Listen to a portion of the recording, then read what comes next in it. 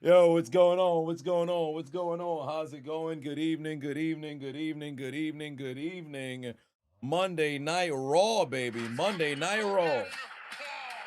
I'm back for a hiccup, and we back on the road on Wednesday. I should say on Thursday, we going down to Austin for South by Southwest. But what's going on with y'all, man? How y'all doing? Good evening, good evening, good evening. Back from High Rocks. We'll talk about it in a bit. But looking forward to what is going to transpire. Yeah, a whole lot of news to talk about with free agency. The NFL going crazy. NFL going crazy. Y'all saw Friday Night SmackDown. I had to watch Saturday morning. The finish got spoiled for me just before I watched, but that's on me not doing my due diligence and completely staying off of the internet. But that's neither here nor there. It was the finish that I predicted would end up happening.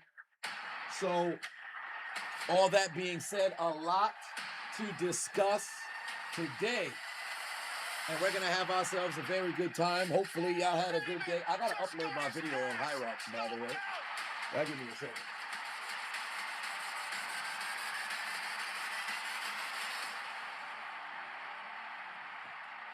All right. You are looking live at the home of the NHL bracket. This is Climate Pledge Arena in Seattle. Oh, boy. IWC is mad that Cody won. Of course they are. But am I surprised? Absolutely not. Pittsburgh got Rico Dowdle. I didn't know this. I did not know this. General Manager Adam Pearce in the ring. Good evening, Seattle. All right. Can y'all hear Adam Pearce? Can y'all hear Adam Pearce? One in the chat if you can hear Adam Pearce. I have some unfortunate business to attend to. All right, perfect. Let's see what Adam got to say. In the sense that it's time to have a conversation with somebody that's made himself well known over the last month or so. Somebody that I happen to know is in the building. This is about Paul Heyman? Sarkin put 20 on it. So Seth freaking... Oh, it's Seth Rollins. Let's hear what Seth Rollins got to say. Sarkin put 20 on it, said, multiple things happen. First, let me say, if you're ready to see some succulent ladies here today, give me yeah, we're ready to see that, baby. Let's go. Friday, you knew Cody was winning. People hate it. You see a legacy reunion. And why the Steelers got rid of Gainwell. Well, we'll talk about that in a bit. But Seth freaking Rollins is back. Seth freaking Rollins is back, baby. Who is this masked man? Oh, no, that's Rollins. You can tell by the trapezius muscles. That's Rollins right there. That's Rollins. Oh, wait, what the hell? The arena's being flooded with a masked hooded... Wait, why is there so many hooded men here? What's going on? Why are they cheering holy shit for this? But there's so many masked people here. What the hell's going on? This man's leading yet another faction? Yeah, they got hooded ninjas out here. See, Breezy, yeah, we got to send prayers your way. Been going through a rough time, but you're still pushing to be here. Hey, man, listen, it's a day by day. Day by day, you got to push every single day. Keep your head high, brother. Keep your head high. Formerly Damn Rudy put 2 on, said, introduce you to the cucumber girl. You want to be friends? See, that's your problem, sir. You got to relax. All right, here is Seth freaking Rollins in the middle of that ring. I'm very confused as to what they were trying to do here. Make sure y'all send some prayer emojis in the chat right now. I want to see the prayer hands in the chat right now for C Breezy 7. Whether it's on Twitch, whether it's on Kick, whether it's on Twitter, whether it's on Facebook, whether it's on YouTube. I want to see them prayer hands in the chat right now for C Breezy and anybody else who's going through something right now, man. I want to make sure y'all know y'all got support here. Excuse me, I'll take a bite of this here Cinnamon Toast Crunch.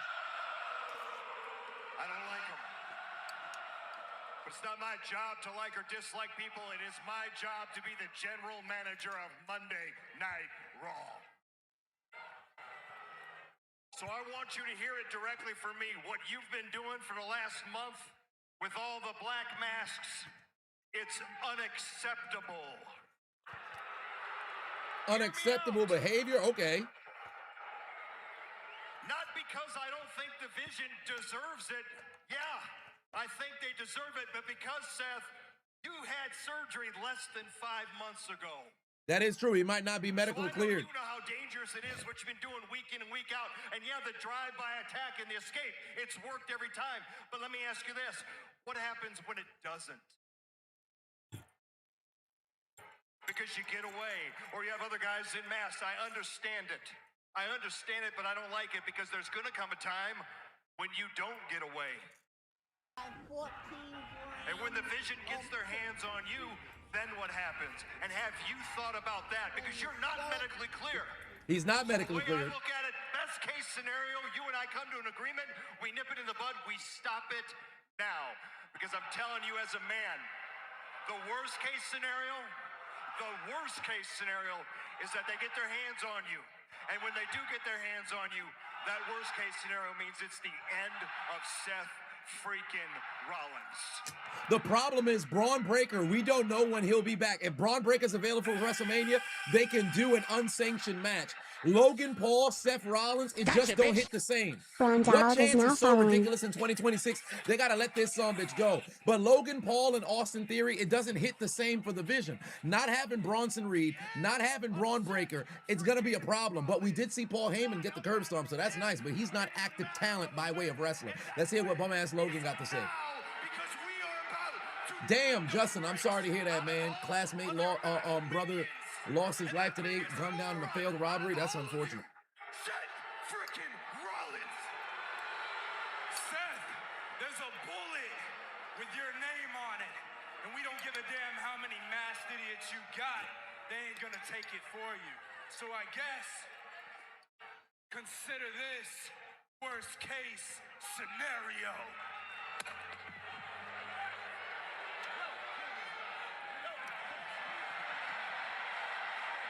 I'm very curious, who are all of these masked men? Oh, what the hell are they doing? Oh, they just went into a bunch of circles to go and hide Seth. Where's Rollins? Well, apparently the visionary had See, here's the thing. I don't mind all of these damn masked men. My confusion is, for one, how did Seth get, no, obviously it's NXT individuals who's underneath, you know, the mask in the hood. But the question is, what is their allegiance to Seth? And then furthermore, you know, why? Seth has led factions before. He's played as the Messiah, member of the Shield. He wasn't necessarily leading. I think they all collectively played a role there. Led the Vision. So what's going on over here? A bunch of shadow clones, if you will. Now, LA Knight does have beef with the Vision, so most likely what can end up happening at Mania, we're not going to like it, but LA Knight, Seth Rollins versus Austin Theory and Logan Paul, that story essentially writes itself because Braun Breaker and Bronson Reed are both out. But LA Knight is getting his pound of flesh right now. But unfortunately, Logan Paul with the strike to the back, and now they putting their hands on LA Knight in the corner. But wait a minute, here comes, I believe, is this Jey Uso? I think this Jey Uso coming down. No, it's Jimmy Uso. the tag team champions. It's the tag team champions. Why? They got to give them their regular song, son. You can't have Jey Uso's theme song, and you have the whole Titantron that they have there is for both the Usos. You see Jimmy and Jey Uso. You can't have a song that says just me, Us, and it's both of the Usos. Or Usos, if you will.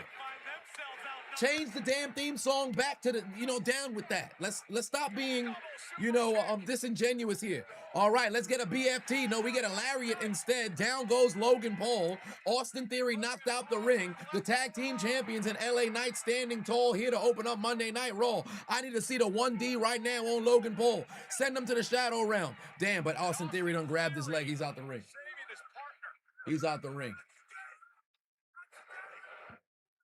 12:05 for Life of 517. How we feeling tonight? By the way, Venice, Rome, Florence were fucking amazing. Food was delicious. The women were gorgeous. 10 out of 10. Highly recommend. Definitely got to go out there for a trip. I've got the itch, if you will, not to go out, you know, internationally. Potentially, it could happen because of doing High Rocks this past weekend. We'll get into that in a little bit. But I want to do it again, and Houston is in 3 weeks, but it would have to be doubles, and I got to see if my partner would be available to go and do it.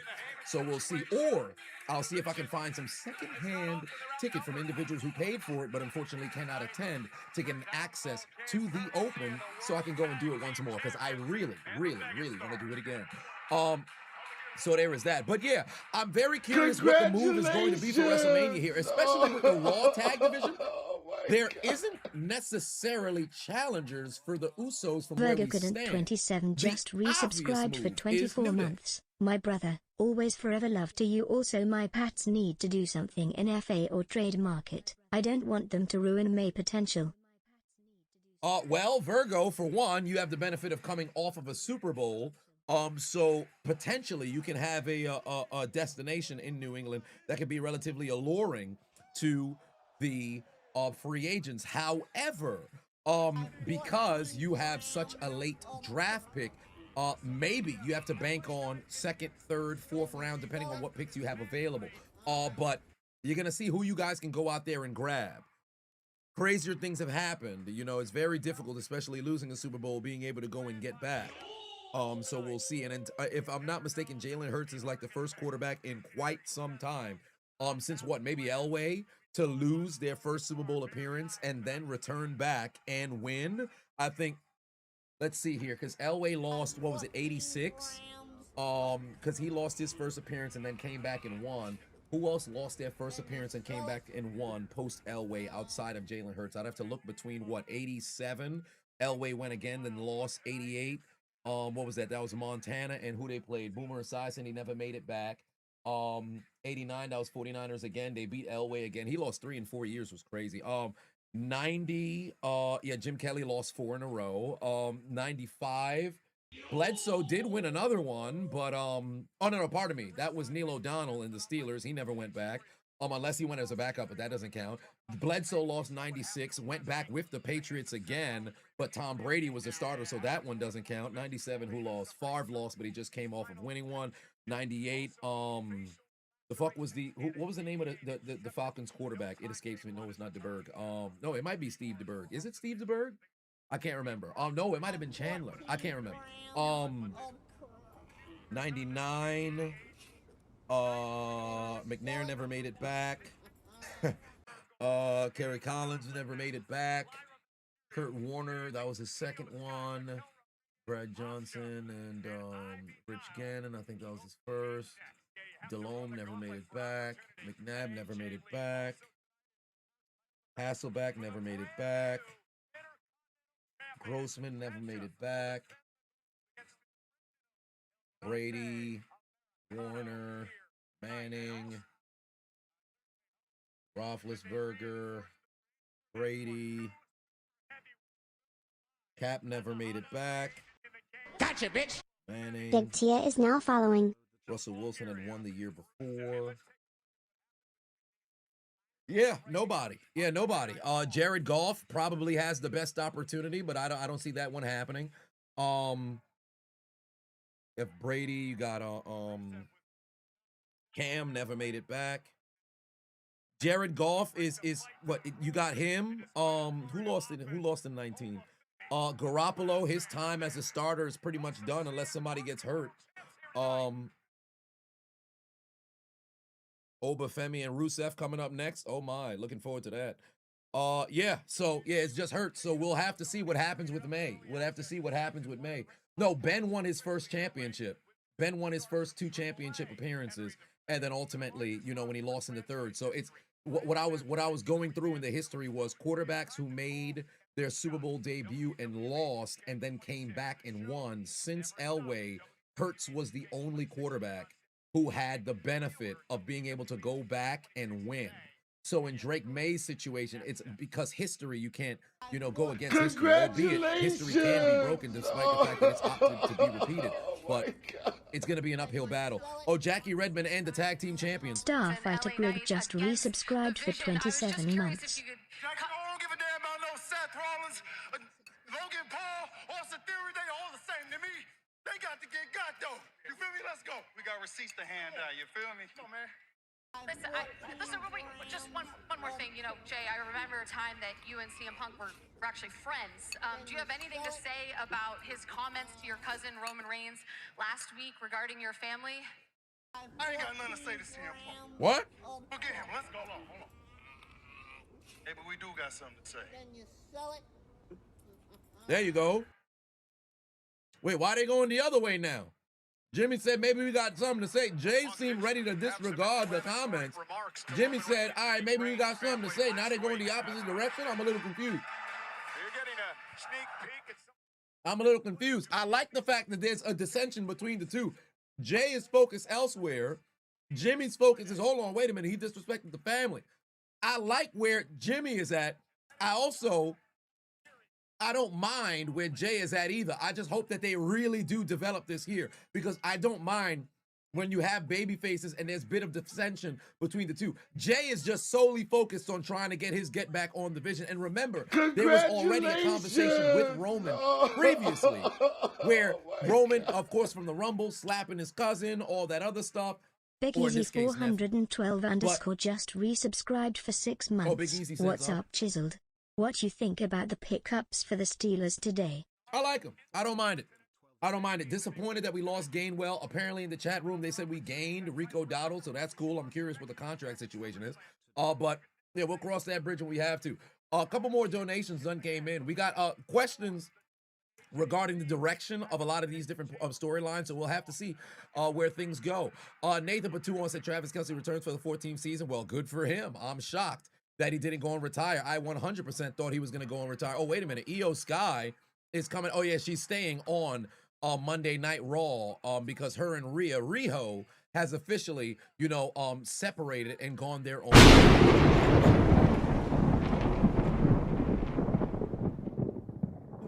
Jesus Christ. All right. But, yeah, so Riho has officially split. So given that's the case, Io's going to hold it down on Monday Night Raw. So yeah, congratulations to Kelce making his comeback. Now, last year was his worst season since his rookie year. Pardon me, his sophomore year, because his rookie year he was out with injury. So for his sake, he just better hope Mahomes, is back, because if this is the final year of his contract, if I'm not mistaken. So this will be the retirement tour. I'd be shocked if he were to come back for another year. Jones, put 2 on and said, what's going on? You're liking the moves by Pitch so far? Well, yeah, that's good to hear. Caveman also said, let's fucking go. 20 months. How am I doing? I'm doing all right. Dwayne put 5 on and said, did I hear about Damian Priest has a girlfriend now? Lola Vice? Did they break up? I thought they were together for quite some time, if I'm not mistaken. I don't really care too much about people's personal lives, but unless, of course, it comes across my desk and it happens to be something nefarious, but that's neither here nor there. But they still together, or is it they had a breakup? I have no idea. I'm out the loop. Nathan put 5 on said Max Crosby to the Ravens. I bet I'm not going to enjoy seeing him twice a year. I am not. They're in the same division. Nonetheless, he's finally free from Las Vegas. Indeed. Lyra Valkyria, Io Sky, 1-on-1 here tonight. Gauntlet match here as well. Sean B. Miller put 2 on said Kenneth Walker to the Chiefs is crazy. I agree. I cannot believe they allowed that to happen. And why does Dallas and Green Bay keep doing business?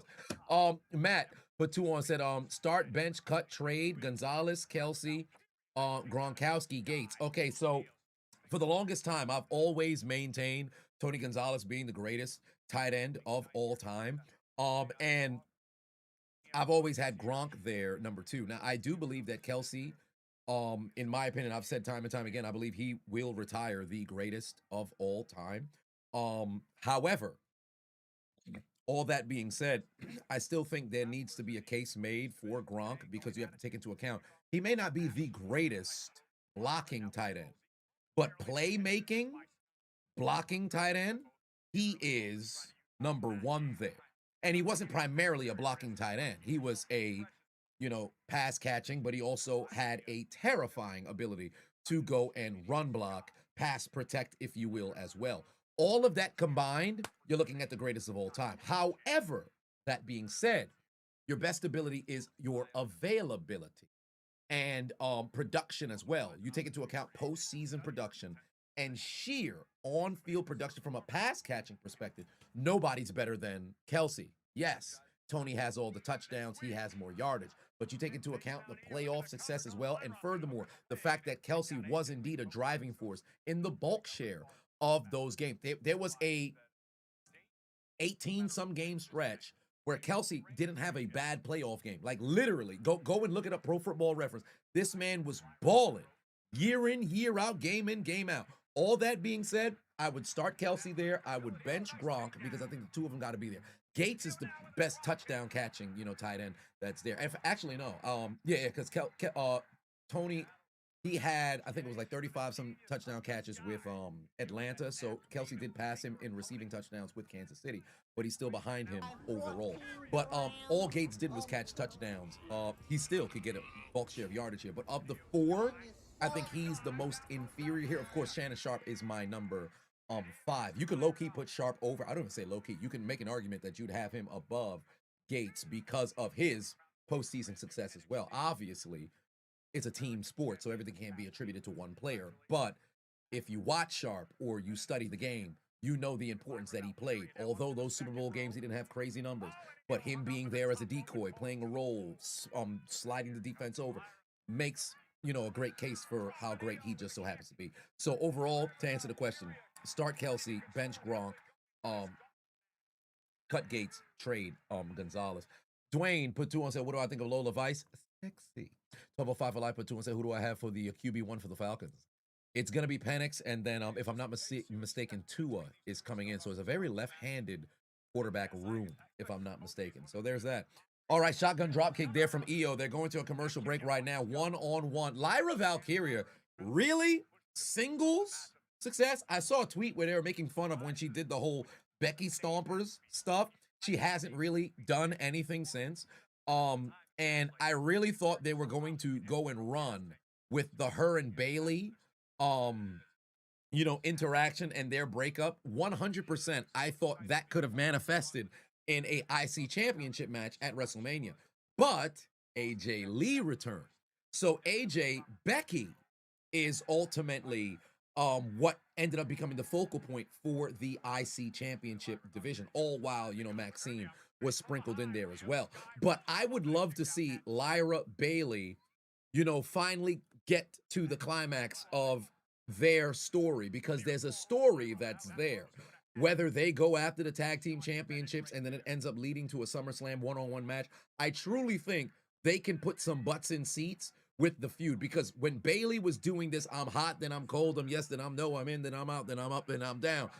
I think that, bipolar sort of showcase week by week, they got something there. Let's go back to that with Bailey. And Lyra can go in the ring. Like I said, when she was IC champion and Chelsea was US champion, Chelsea was the showman, if you will, week by week, the entertainer that you wanted to see. And then Lyra was ultimately the workhorse in the ring. Let's get back to more Lyra matches like we're seeing here against EO, albeit, I don't think many people would believe that Lyra is going to get the victory here. But if she does, let her run through a gauntlet and get an opportunity. I'm all in on Lyra. I like Lyra. I like the Bird Lady. All right, I like the Bird Lady. I want to see her go to work. Just get rid of them Becky Stompers. Don't have those no more. But let Lyra go out there and go to work, man. Vulgar said, do rings only matter to QBs? The reason why you're asking is because Emmitt Smith has 3 all-time rushing records, but people rarely call him the GOAT. They'll put Barry and others over him. Yes, for me, I have Emmitt at 4. Now, again, longevity, your best ability being availability. Emmitt was incredibly durable for an incredibly long period of time. However, you have to also look contextually as well. He played behind one of, if not the greatest offensive line of all time. You've got the Hogs, of course, with the Washington Redskins. You have the Green Bay Packers in the 60s, that offensive line as well.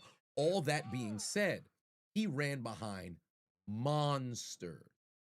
Barry not only has the most, at the time when he retired, he was the number 2 all-time leading rusher right behind Walter, right? But he also has the most yards lost in the history of the game. He has 1,000 yards going backwards. That's how shitty his team was in Detroit. And still, he was going 1,000, 1,500 every single year. He never had a single season in his career which he had less than 1,000 yards. That dude was cooking. I think Barry's the greatest of all time. And then, of course, you have Walter Payton. You have, Jim Brown as well. So that's usually when it ends up, happening in conversation. But you got to remember, these dudes, it's so incredibly close. Like, and I've constantly said time and time again, the problem whenever people have discourse about, greatest of all time, they make the gap between 1 and 2 so massive that by the time you talk about 1 and 4, it makes it seem as if somebody else is in a whole different stratosphere. We talk about upper echelons of running backs. They all in that room. They all in that room. They all got a jacket that you can't buy 3 times over, if I'm not mistaken, because I believe Barry is a college football Hall of Famer and a Hall of Famer and an NFL 100 recipient, or I should say on that list as well. Emmett is there for obvious reasons as well. So a bunch of these different, myriad of factors got to be taken into account as this match continues between Live and Valkyria and Io Sky. Frederick P5 said, what's going on? What's my take on Walker going to Kansas City? It's massive for Kansas City. They're going to need that. Do I think Seattle made a mistake not working on a contract? Yes, they did. They should have kept him because now they're going to put all the balls in the court of Charbonnet, but he's not going to be available by season start unless, of course, he has a freakish type of recovery. So who are they going to make a move to go and bring back?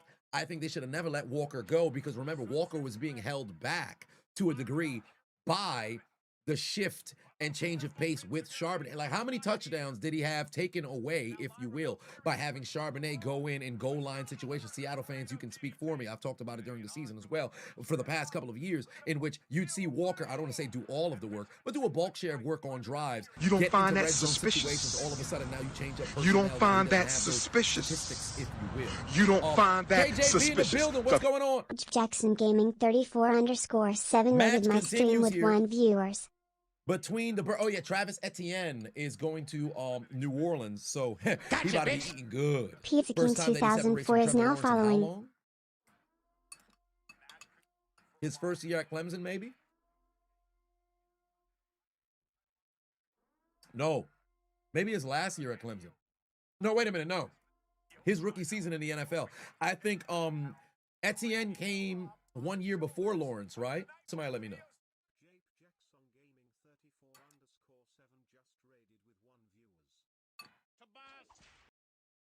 Oh, what a kick right there from Io Sky. A yes kick, if you will. And looks like she's trying to go and set up the over the moonsault. Io's going up, trying to look for the moonsault. Lyra, you got to move. Lyra, you got to move. There's no way Lyra got taken out like this. Oh, my. Io gets the W and she advances. I can't believe Lyra got taken out like this. Damn, Lyra. Damn. Oh, there was the same draft? Shit, well, there it is. Well, here comes Raquel. And you know what? I've said, I think 2025, Raquel was the woman, one of the women of the year. When you talk about sheer performance, of course, Tiffany had a very good year as well. But Raquel improved incredibly. I don't think she's going to mess around and get the W here, despite the fact that she should. And funny enough, I actually rewatched the Stand and Deliver, I believe was the NXT showcase from 2021 when it was Io versus Raquel, and Raquel won the NXT championship. So, but I've been high on Raquel. Very disappointing, outing there for Lyra. I wish they probably could have had her later on in the gauntlet so you could get much more of a showcase. But I'm all in on Lyra. I've said time and time again, I love me some Lyra. I like the way that she works. I think she can be a big time star. Just let her go into the ring and cook. A lot of the women nowadays, man, you don't need too much, fam. You don't need too much. Just ring that bell and let them go to work. There'll be folks in the IWC or folks on Twitter don't think that women can be a draw. I think they can be a draw and more. All right, just let them stories manifest. Let them go out there and cook. Lyra's music, pardon me, Raquel's music sucks. It's all right. Is it spectacular? No. But is it ass? No.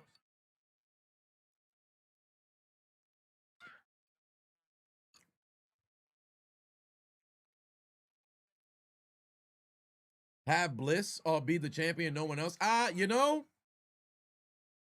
think them keeping Bliss away from the world title picture, I don't mind it. Oh, god damn. Io just got absolutely pounced. Bliss can go after a mid-card title. I don't want to see Bliss in the top card at this moment right now.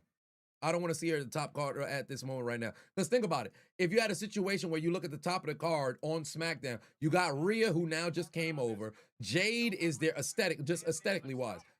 Charlotte can, of course, whenever she wants, break her way back up into that area. When Bianca returns from the unfortunate finger injury, if she's able to, you have that as well. All of these different aesthetic dynamos.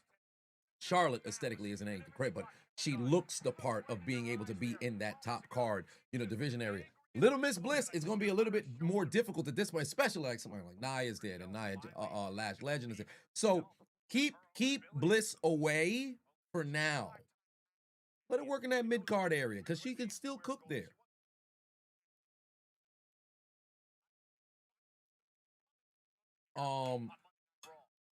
Bailey was supposed to have a split personality, but WWE seems to have dropped it. Maybe they're delaying it and they're just waiting. They got to figure out what they want to do. They got to figure out what they're going to do. Sarkin said, who's seen the clip of Raquel slipping a nip at Elimination Chamber in the same outfit she was wearing? Actually, I saw that on Twitter. Somebody had it in super slow motion. I'm like, how did you even recognize this in real time? I was like, what is going on? Because I was like, no, this got to be fake. Oh, yep, that's a nipple. And I know there was somebody who was like, oh, man, I needed that. You have no idea how bad I needed to see that information. I'm like, golly, some real gooners out there, man. Some real gooners out there. How many titles does Charlotte need to win anyway? Well, the problem was they front-loaded so many championships for Charlotte. Now she's a 14-time champion. If you don't count the NXT, then that brings it up to what? The NXT titles give her 16. So she's already up there.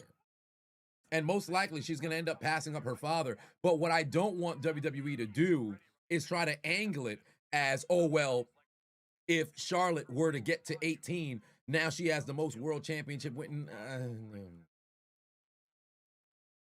2 different divisions, 2 different championships. Let's not try to sit here and compare. Let's not be disingenuous.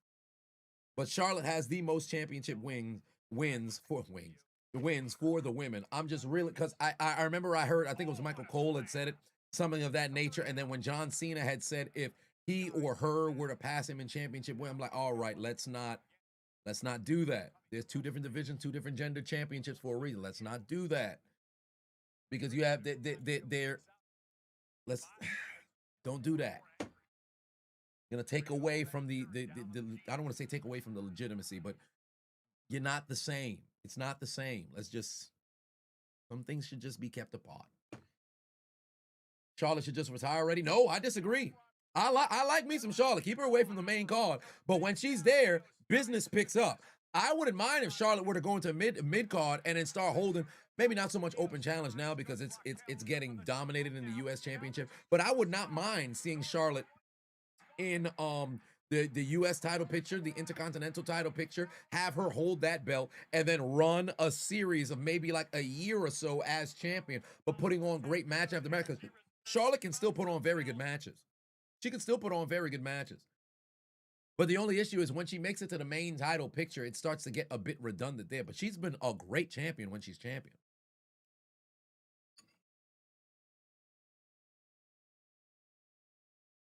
Yeah, Charlotte's good when she wants to be, and more often than not, she's been good. Dakota said you was on Wasted and OVL Lives practically begging for the Raiders to get Dean and Walker, or at the very least Walker. They did it. You're still shocked for real? Hey. Wild, ain't it? Did I see the Steelers trade? Couple of them, Pittman. I don't know if they traded or if they just picked up Dowdle in free agency. I'm not sure.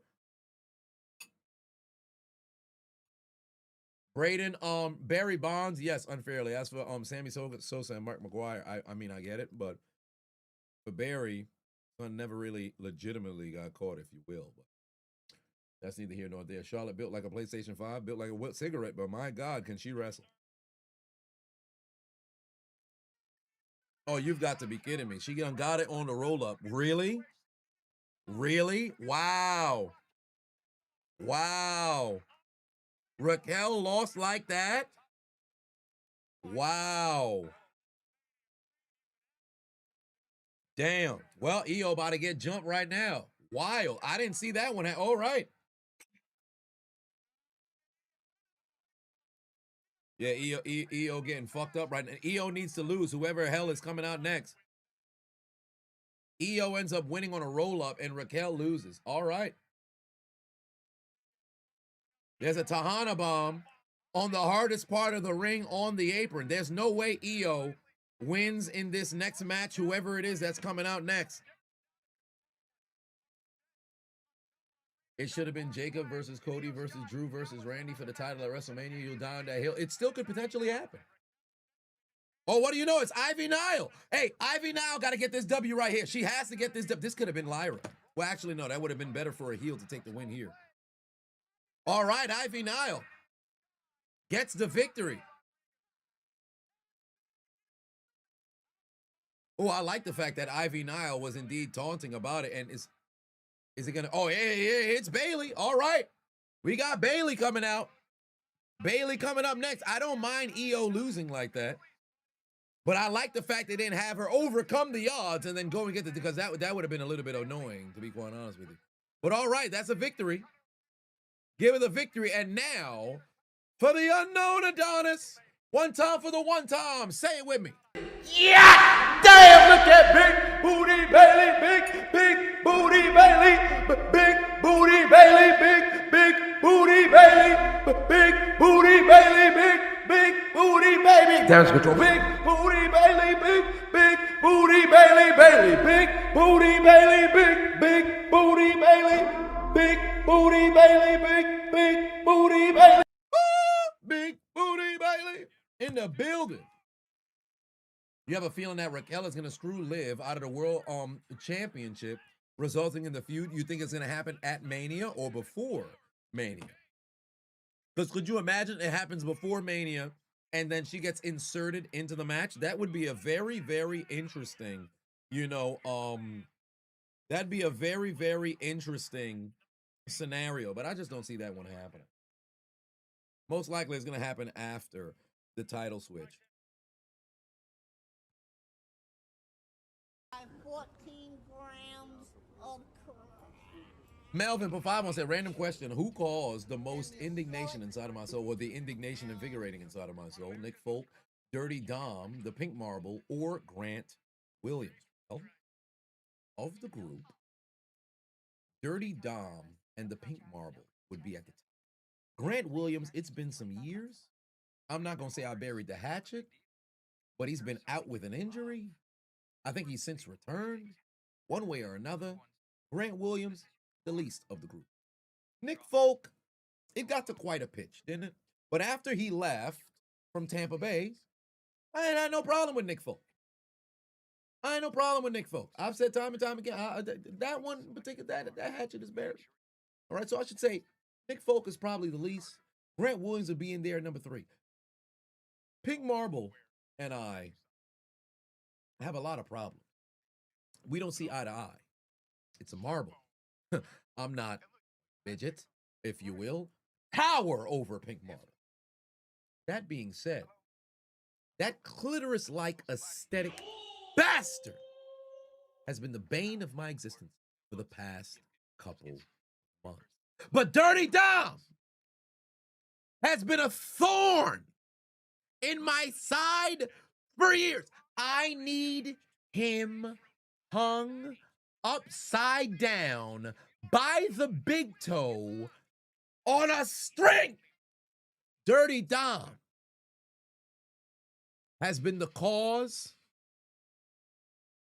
of popped arteries and blood vessels. Maybe not so much popped arteries, but blood vessels inside of my forehead. I want to see Dirty Dom in pain. I want to see Dirty Dom on the ground bleeding. I want to see Dirty Dom struggling to walk to his rental car to make it between city by city. I want to see Dirty Dom have to go book a flight on Spirit because there's no flights available and the only seat they can give him is in the cargo area. All bad things I wish upon Dirty Dom. Everything that can go wrong must go wrong for Dirty Dom. Figuratively, not literally, of course. Only within character. That's neither here nor there. So, number 1 on the list, Dirty Dominic Mysterio. Fuck you, Dom! That's why you lost your title, and we gonna be penta walking all year long. It's Bailey taking on Ivy Nile in this women's gauntlet match here. Dwayne put 2 on, said, what about Tipsy Bartender? Don't you get me started, man. Don't you get me started. Don't you remind me of that name.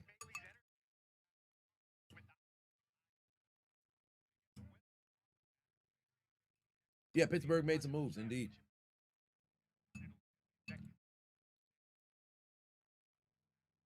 Thank Danhausen for the curse. Yes, indeed. I need him to curse Dominic Mysterio a little bit further.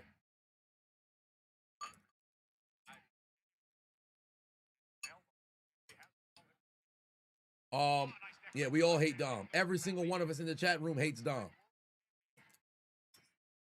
Did the Steelers get a QB yet? It's called Aaron Rodgers.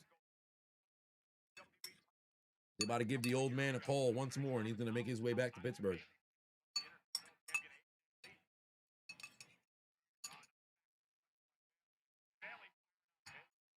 By the way, earlier today, look what came in the mail.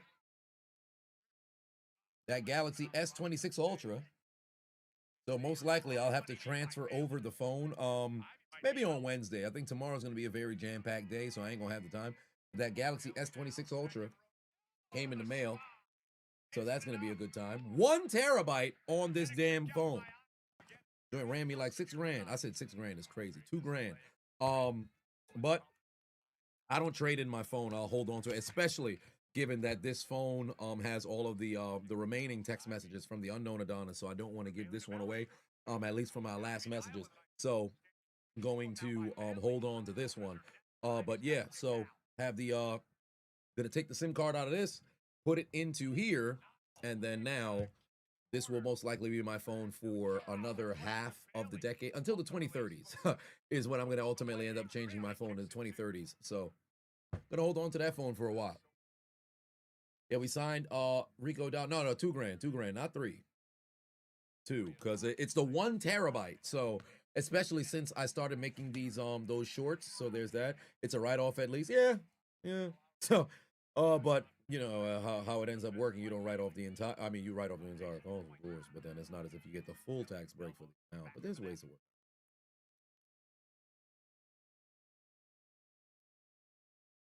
Yeah, Bailey is still going to town here. Oh, there's the German suplex. Takes down Ivy Nile, going for the cover. Oh, but there's the kick out. This match continues. This match continues. Are they going to commercial? Oh, no, I thought they was going to commercial. It's just an advertisement for 2K26. You want Dirty Dom versus Oba Femi, steel cage. Oba's allowed to whip that man. Indeed. I want to see all that happen to Dom. I want to see all that happen to Dom. I want to see Dom bleeding from the mustache. Have I played the new Resident Evil? I have not, Brooks. I have not. Oh, Ivy now looking to see if she could get a suplex here. Usually she's, is it a stalling suplex that she would go and hit? Oh, what do you know? She's got Bailey up for a stalling suplex. What amazing strength there from Ivy Nile. Got Bailey upside down. And you know that booty's about 40 pounds. How is she holding her up for that long? She's got Bailey upside down for now what has been 20 seconds. Absolutely incredible feat of strength, and down goes Bailey on a stalling suplex and a kick out. What a damn suplex right there from Ivy Nile. You talk about strength, good Lord. I'm glad Shorty took them braids out of her doggone hair. Ever since she let her hair down, Shorty's been an absolute demon. And now she putting the forearms to Bailey. Captain said, wrestle takes. Tails. Oh, wrestle tails. Said Liv versus Stephanie is not a WrestleMania worthy match or a WWE worthy match. It's just to see who has the bigger ass. Nobody cares about the match.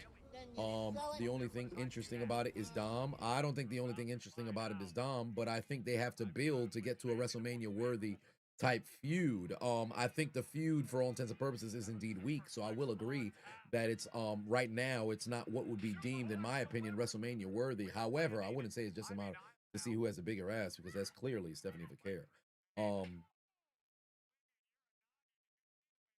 Liv has a nice booty shape, if you will, but still, it's incredibly Stephanie Vaquer. It's not even close. They have to actually just make it matter. I don't know who is Wrestle Tails. I don't know who that is.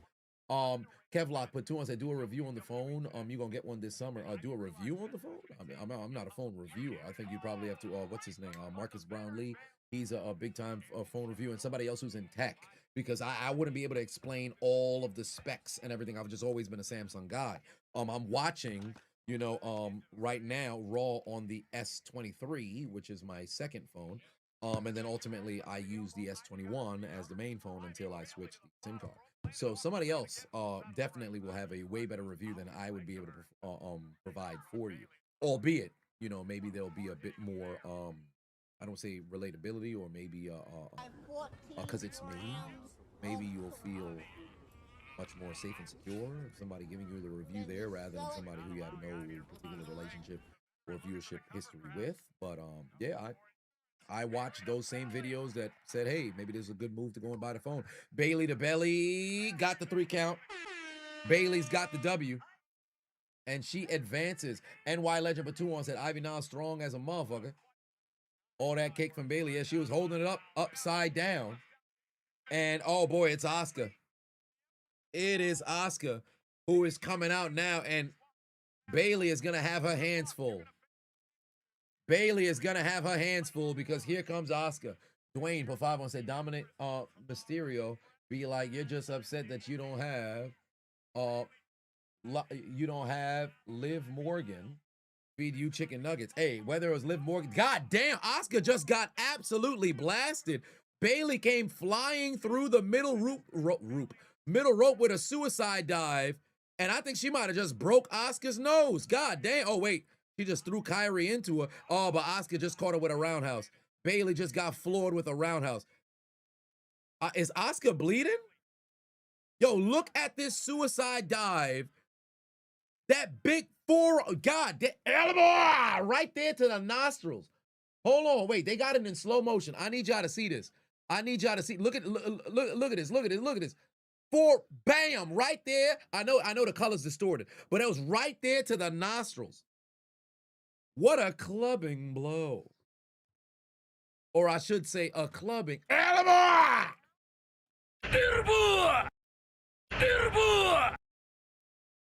Yeah, Kyrie ain't even see what happened. Shorty turned around and saw Empress of Tomorrow was absolutely floored. She was absolutely floored. I thought maybe she done broken my nose. But she did get caught with that.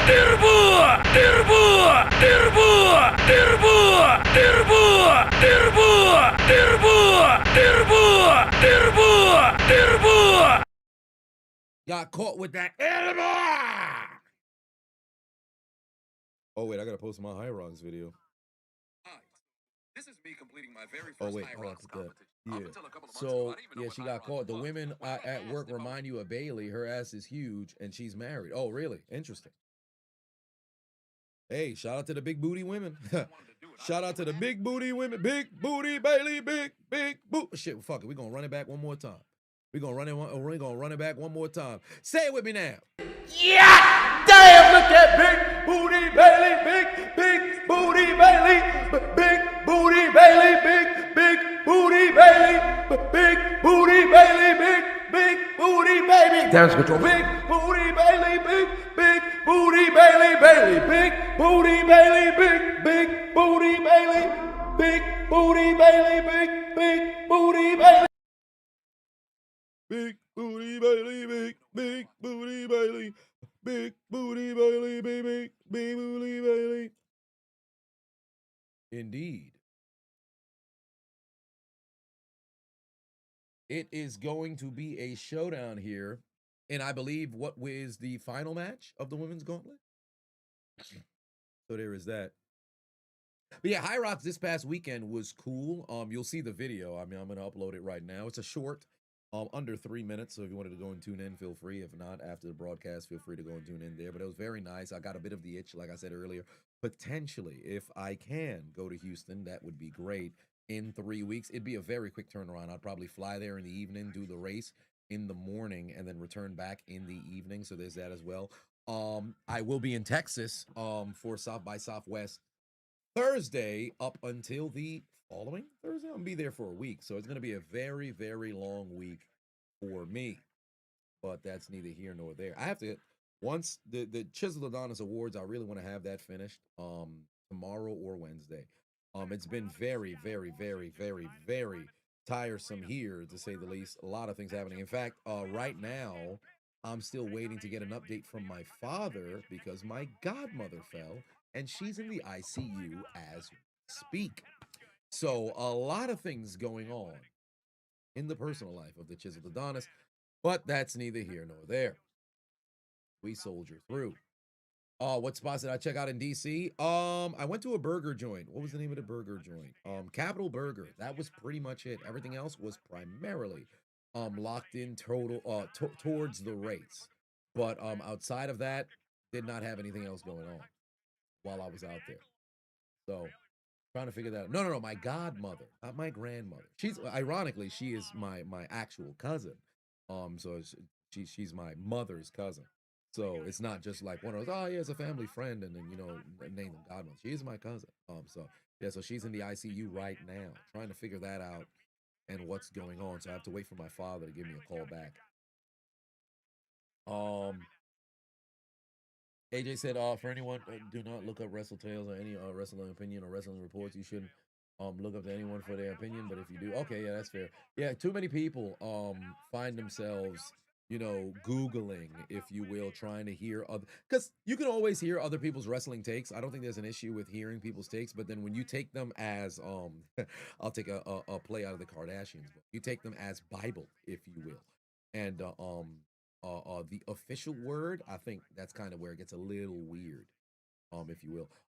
Gonna have to get some Whataburger when I go down. Yeah, I've had Whataburger before. Pretty good. I enjoyed it. But if I come down there for the race, I'd have to eat it after the race. Of course, not before. But when I'm gonna be in Austin for the week for South by Southwest. I'll be with Ross and Dub from Thursday up until I believe Monday, and I'm going to be with Brown, one half of the Black and Brown film, from Tuesday to Thursday. So there's that. So it's going to be a good time. Madison put 2 on, said the Miami Heat is the Steelers of the NBA. Yes, and the Steelers are the Miami Heat of the NFL. There is the big time knee to Asuka. Down she goes. 1, 2, kick out by Asuka. This match continues. I haven't had a long wait for Whataburger the times in which I had them. Down in primarily in Houston. I don't know if they're in Austin. I don't think I've ever had Whataburger in Austin. No, that's a lie. I did have Whataburger in Austin. But primarily when I went to Houston is when I went and grabbed Whataburger. I didn't have too much of a issue getting the food. It was pretty fast. 2 is going to Atlanta. It's a very left-handed QB room over there. But I'm glad that he's going from Miami. I think the graphic that they shared of him was hilarious. There is a lot of prestige with being a team captain, but from a fan perspective, they don't give a damn about that. So yeah, 6-time, 6 years, 4-time captain, 1-time Pro Bowl. Bro, why did you even put this on here? Just say thank you for your time and then let that son of a bitch go.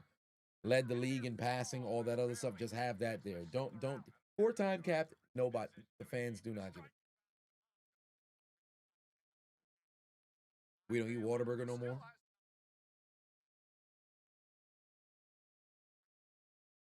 Try Terry Black Barbecue in Lockhart, Texas. Depends on how far out it is, because I'm going to be within such close proximity from wherever it is that I'm getting around. All right, but here we go. There's the roll up there. Bailey going for the cover. Kick out by Asuka again.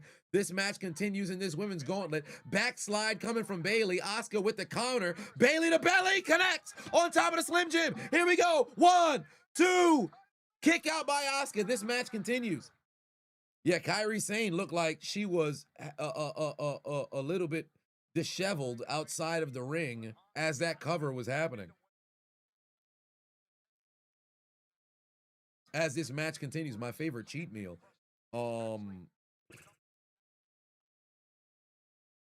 Some fries. I'm a fry guy, so probably something that involves some fries. Because I'll eat some French fries like faster than anybody. Oh wait, Kyrie's about to start attacking. Bailey. Oh look, Kyrie done picked up Bailey. Is she about to hit Bailey in the face? Kyrie just picked up Bailey. Is she gonna? Oh wait, what the fuck? Lyra Valkyria out of nowhere with a shotgun drop kick and just floored Kyrie. Kyrie got on some space boots.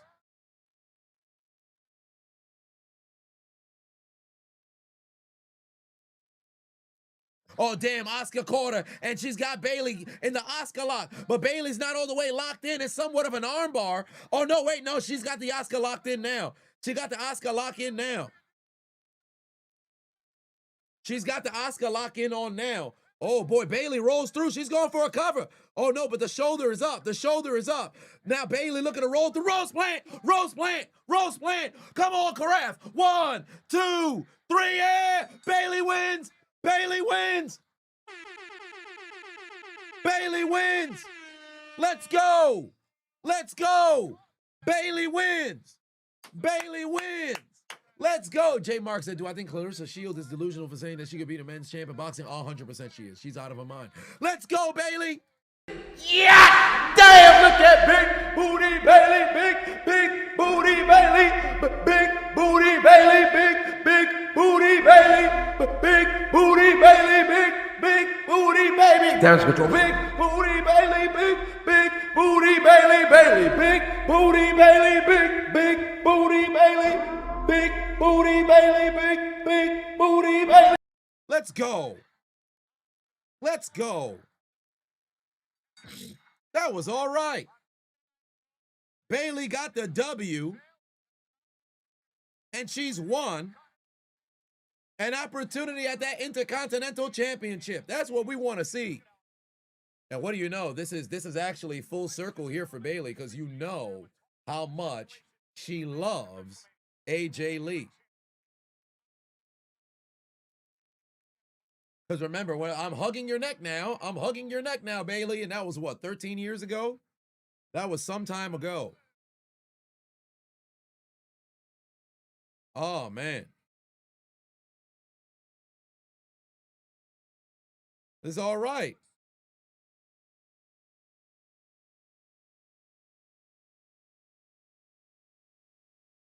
Here, last week's promo battle. We got history here. This is where the Shield debuted. This is where I brought you to the dance. Correction. You brought the other two, not me. Maybe I didn't pick you, but you certainly picked me, didn't you? The main event of WrestleMania in Las Vegas, and if you ask me, I've already won. You hate me? I'm in your head. We got to see Roman beat the living shit out of Punk, or you got to have the Usos come out and confront Punk, because Roman's not on TV today. They need to do something to make up for the fact that he's not there. If you didn't have that title, Somebody gonna have to come and step to Punk and check him. Phil, let's remind you real quick. We brought you back here to entertain the 30 to 40-year-old virgins that live with their mom and dad. We brought you back to sell a few t-shirts here and there. We brought you back to maybe draw a house in Chicago. But we didn't bring you back to be champion, no. That's too much responsibility for you. That's too much power. That's above your pay grade. And at Mania, this backup plan, it ends. And when I win that championship, the first thing I'm gonna do is I'm gonna put your punk ass on one of them John Cena retirement tours. You think you can just walk away from me? Were you done? First things first, you're all alone. Your cousins aren't with you anymore. There's no more. Roman smoked his boots. That's why he brought up the dead pot. No, actually, Roman had a very good promo. And you can't get things done when you're by yourself, can you? You can hate me all you want. It was a very good promo. One thing I won't let you do is disrespect me. You're gonna retire me? Well, brother, you went from getting beat at WrestleMania. Now I'm gonna bury you. And then you won't be all alone anymore, because I'm gonna bury you next to your father. And for those who don't know, again, Roman Reigns' father is one half of the Wild Samoans, Hall of Famer, who passed away 2 years ago. And it seems like CM Punk's going to come out live later tonight. It really sucks that Roman Reigns isn't here today. I think we got to have a via satellite. You know, if we had a via satellite interruption from Roman Reigns, that'd be perfect. If it was Roman Reigns from the cemetery or whatever. And some people say, oh man, it should just be on site, which I think it should be. as well. I would not mind if you had Roman just pull up and start to beat the shit out of CM Punk. I wouldn't mind if Roman wasn't advertised for today and somehow still pulls up regardless, like The Rock did a couple of years ago. 100% I'm all in on them mentioning Larry and seeing them, bring light to the fact, like, all right, you talk about my deceased father, let me talk about your deceased dog. I like the fact that they're getting personal and really building that their main event. One way or another, I'm looking forward to seeing what's going to happen later on here tonight. But here's the new Intercontinental Champion, and already he's putting his title on the line against El Grande Americano, because Yo Soy Penta Zero. He's in the building. Penta is in the house, the new Intercontinental Champion. I'd like to offer have Came out here to cook. Anybody bought WWE 2K26? I saw clips on Twitter of what did they say? It was ragdolling physics that they have of the bodies falling. Like you throw somebody off of a scaffolding, you throw somebody off of a very high-rise location, and the way their body falls and flops on the ground. I said, oh, that's a very funny graphics to see how that's playing out. But I'm very curious if I don't know if there's a word or not. If the playability is on par with some of the better games, is it an actual enjoyable game?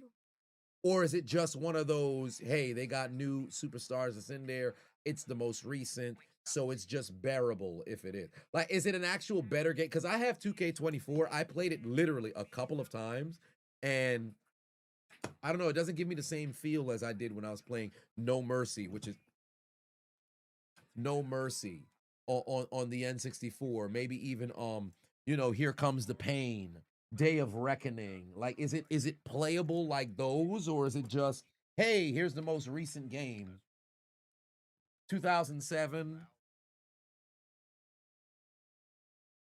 It's I did see there's thumbtacks now. There's thumbtacks now. It's a lot better than 24. Okay. Definitely not 400 characters. It's last year's game with a few new things. All right.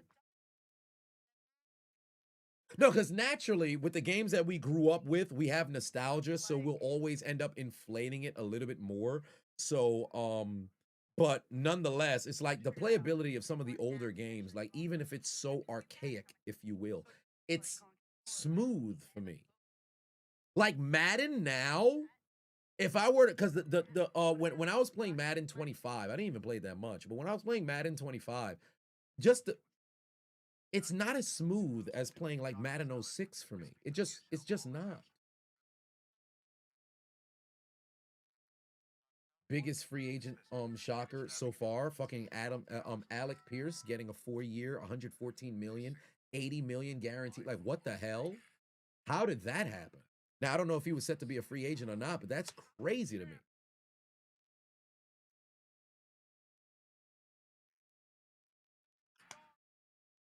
Top Shotter, what's going on? How you been? How you been?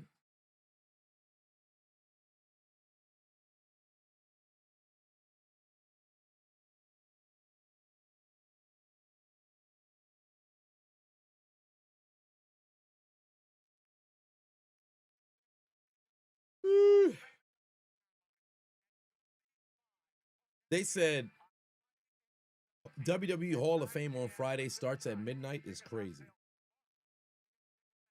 They said start at midnight is crazy. That's insane and outrageous.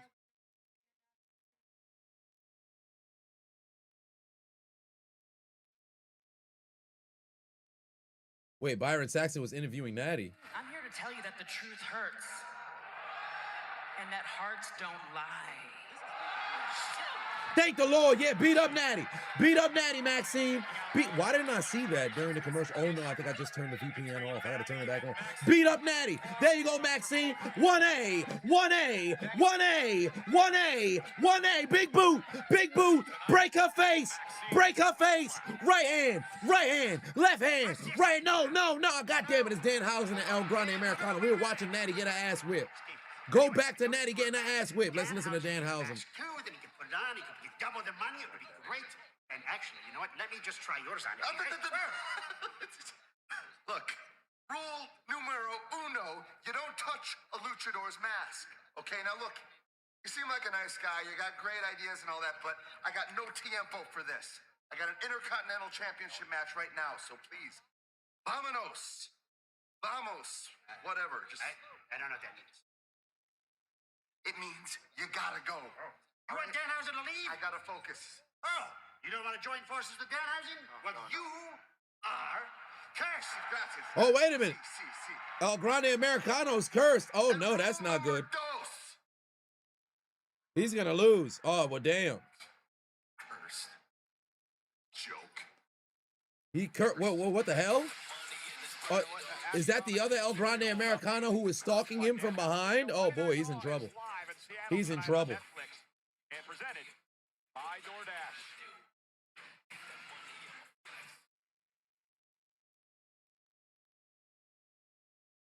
Here comes Penta now.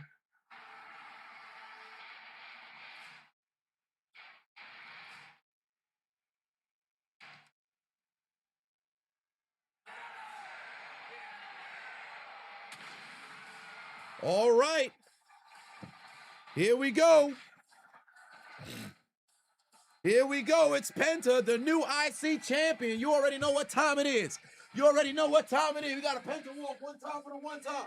Got a Penta walk one time for the one time. The new champion. Oh, walk with a little bit of swagger. He the new champion. You got to walk. I got to get low so I can stay in camera frame. You got to walk with a little bit of swagger because he's the new champion, baby. New IC champion in the house. Let's go. I love the fact that he's got the title. That's what we want to see. Penta's walking in as the IC champion. That's exactly what we wanted to see. Thank the Lord, the reign of Dominic Mysterio is over. We're glad that he is no longer champion. We're so overjoyed that he's no longer champion. Life is amazing. Everything is right in the world. Dominic Mysterio has taken that title, lost it, and it's in the hands of Penta. Nathan Pateno said, so far the free agency has been insane. You were so pissed when K9 went to the Chiefs of all teams. The good news is at least we got Shahid back. What was it, 4 years or 3 years, 51 million, something like that? Mike Evans to the Niners, not looking forward to that. Well, we'll see how things play out. Anybody can do it. It's the man with zero fear. The new Intercontinental Penta in the building. Sigma Pavavo said, yo, check out the new Resident Evil 9. It's fire. Okay. I shall see what's going to happen. It was Rey Mysterio.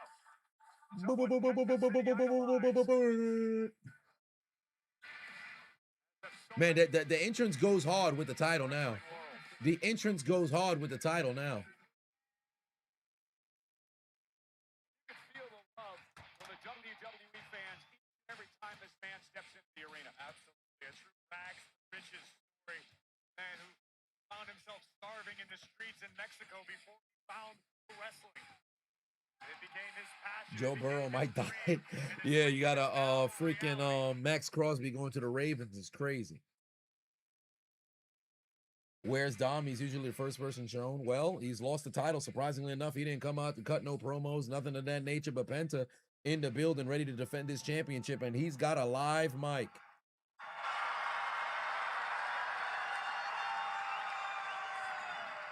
Fierce, I want to say thank you. Thank you to my family. Thank you to my friends. Thank you to my company. I'm a friend. And thank you to all my fans around the world. And thank you to everyone who believes in me. And thank you to myself because I believe in me every single day to achieve this title. Yeah. Talk your shit, Penta. The real Mexican. This title is not just for Penta. This title is for everyone who never give up because Penta represents all those people. Penta represents the dreamers and Penta represents the fighters of the real life.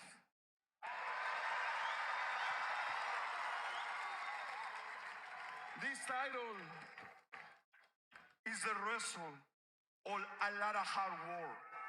This title is the result of a lot of sacrifice. This title is the result when you believe in yourself every single day.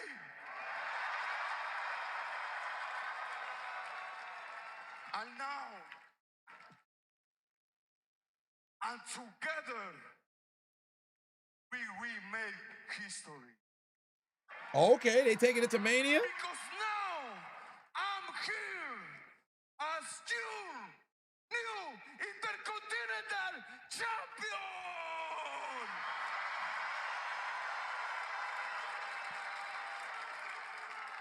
Y para toda mi gente de México y toda Latinoamérica, les voy a decir una cosa. Escúchenlo muy bien. La lucha libre es como la vida misma. No importa cuántas veces pierdas. No importa cuántas veces caigas. We need the subtitles. No What are you saying? cuántas veces te golpee. Yeah. Si tú luchas todos los días y crees en ti, créeme, lo puedes conseguir. ¿Y sabe por qué? Porque yo soy Petro. I know that part. El Cero. Yeah. Yeah, I know that part. Yeah, we know that part.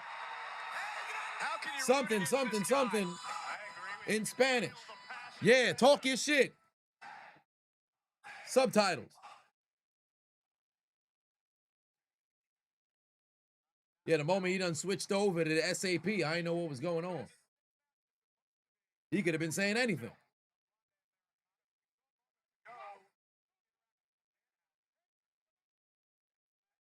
Hey, wait a minute. That's not the right El Grande Americano.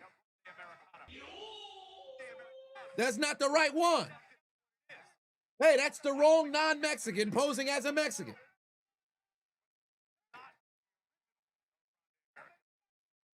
By 14 grams of crap. That's Ludwig Kaiser. What happened to the original El Grande Americano? He got cursed and he got eliminated? We did see them creeping up on him, though. We did see them creeping up on him. Hold on, wait a minute. Let me put the VPN back on. Let me see if I'm able to identify what transpired. Let me turn the VPN back on. I got to change the location, though, because Mexico be playing game. Funny enough, everything when I had it on Mexico, I kept running into issues. You know what? Fuck it. We're going to go Germany. Let's go to Frankfurt.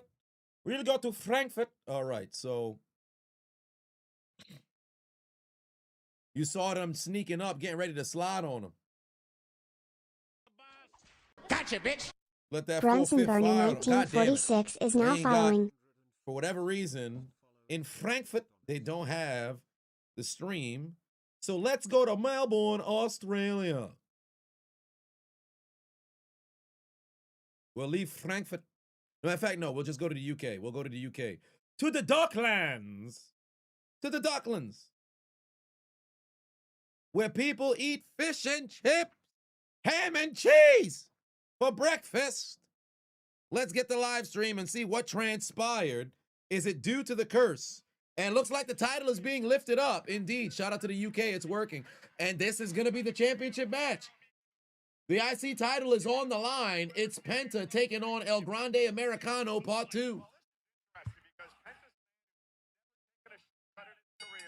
He's putting the title on the line against Ludwig El Grande Americano Part 2. Time to find out what actually happened.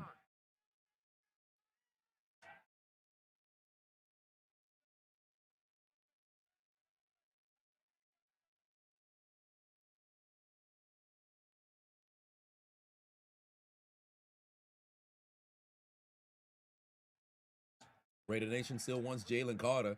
You don't see him either. They're not gonna move from Jalen Carter, man. He has any more on-field kind of outbursts and stuff like that, then maybe you could see a move happen. But I don't see it happening.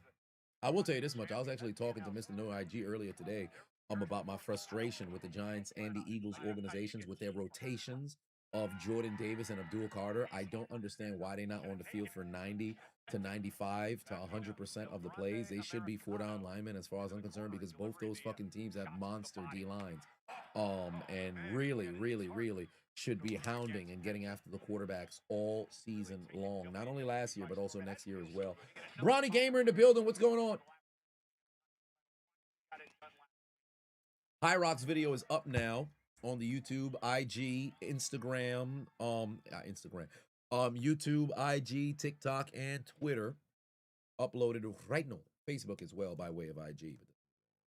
So people wanted to know how I did in the competition. It is up. Yeah, Burrow's going to be in trouble. But El Grande Americano 2.0 somehow stole El Grande 1.0's game. Nathan Patuas and Cabrera might have played his final game as a Saint. Yeah, I think he was going to be on his way out regardless. And Penta's putting this title on the line here tonight.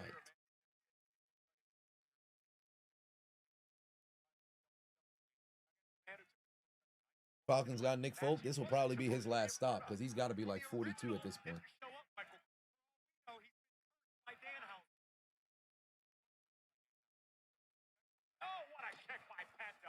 HBCU, I'm good, man. I can't complain. Body recovering. Body's recovering.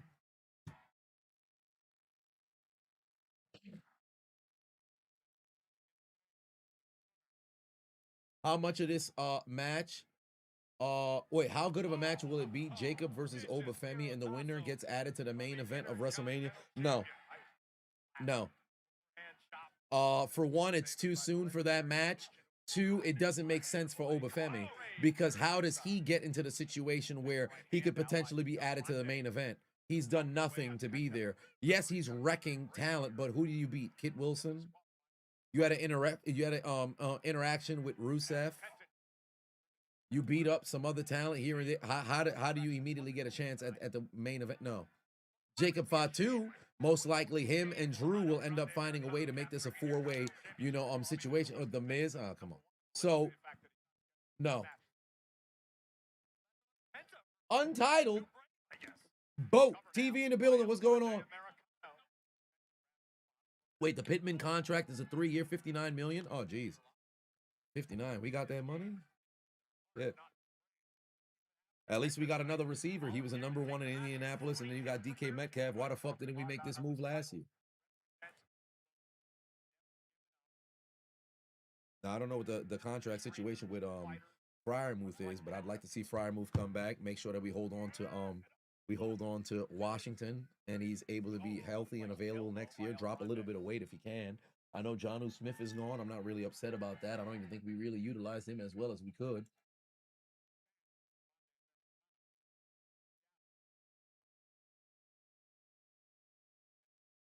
Who was snubbed from the NBA 75 other than Howard and Kyrie Irving?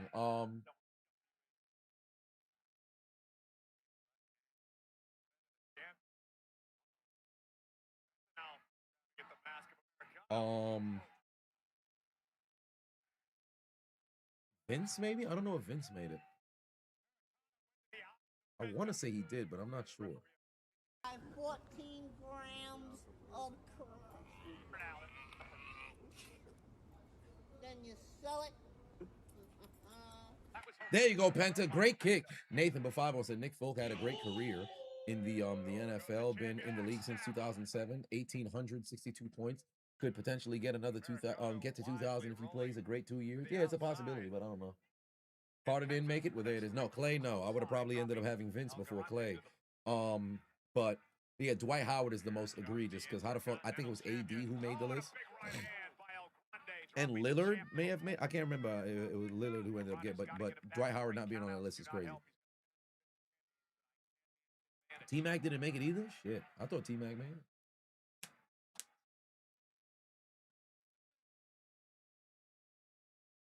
El Grande Americano 2.0 talking his shit, saying, take a look at the title. That soon will be around his waist.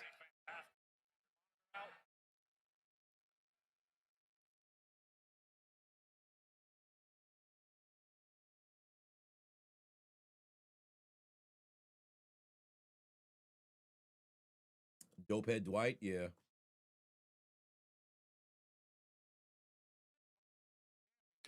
I don't know anything about Dwight and that cocaine. I'm not sure.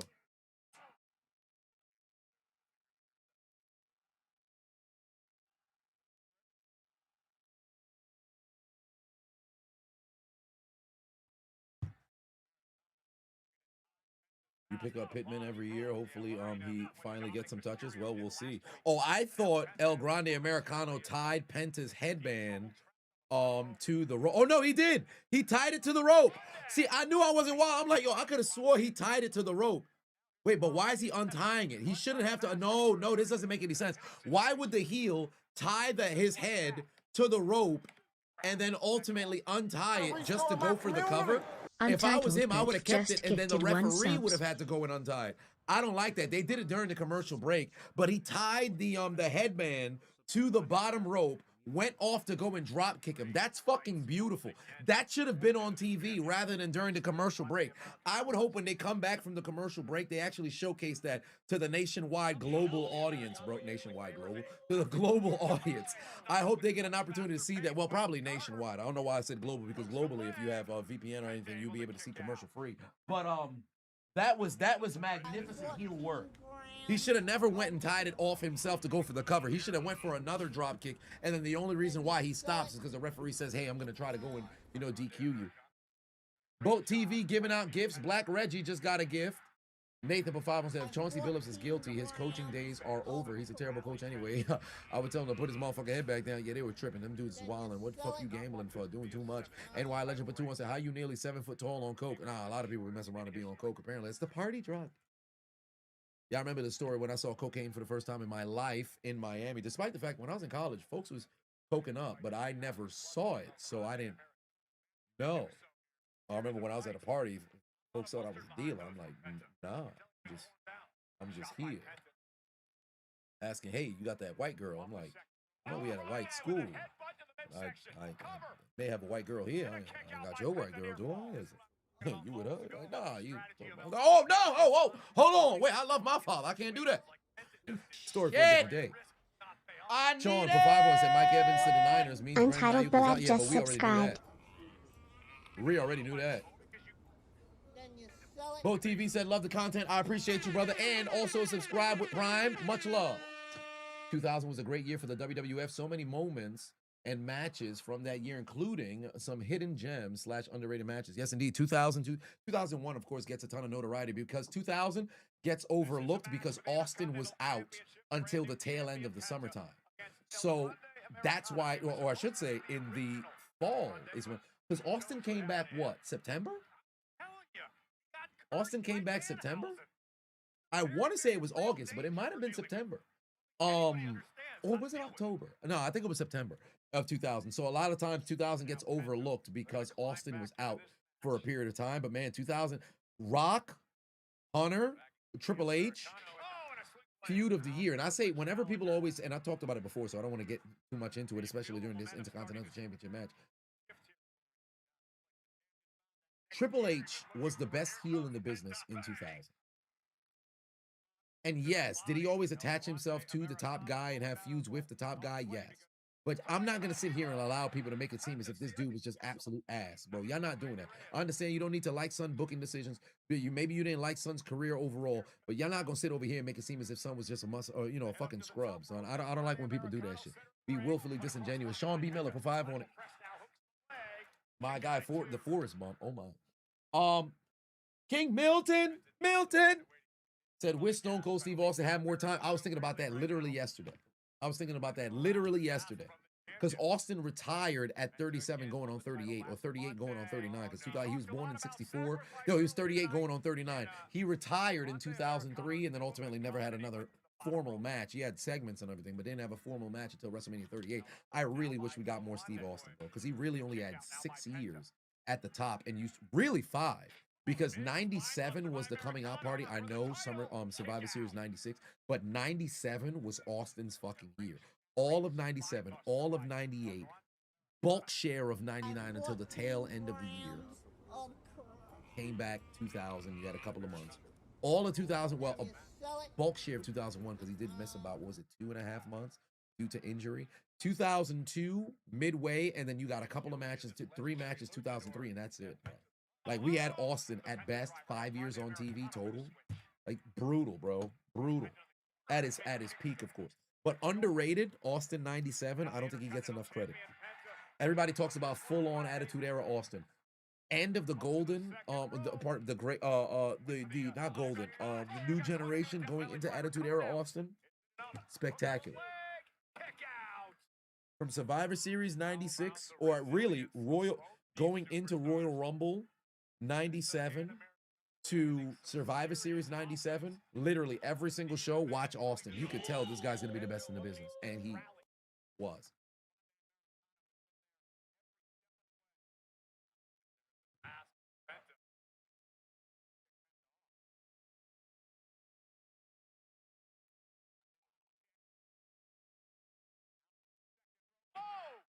He's right to the face.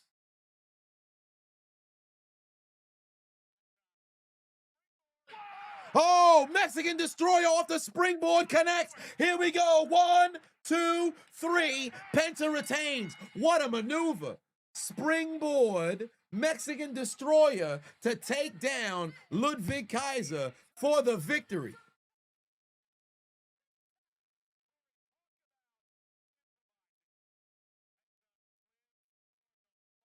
Let's go.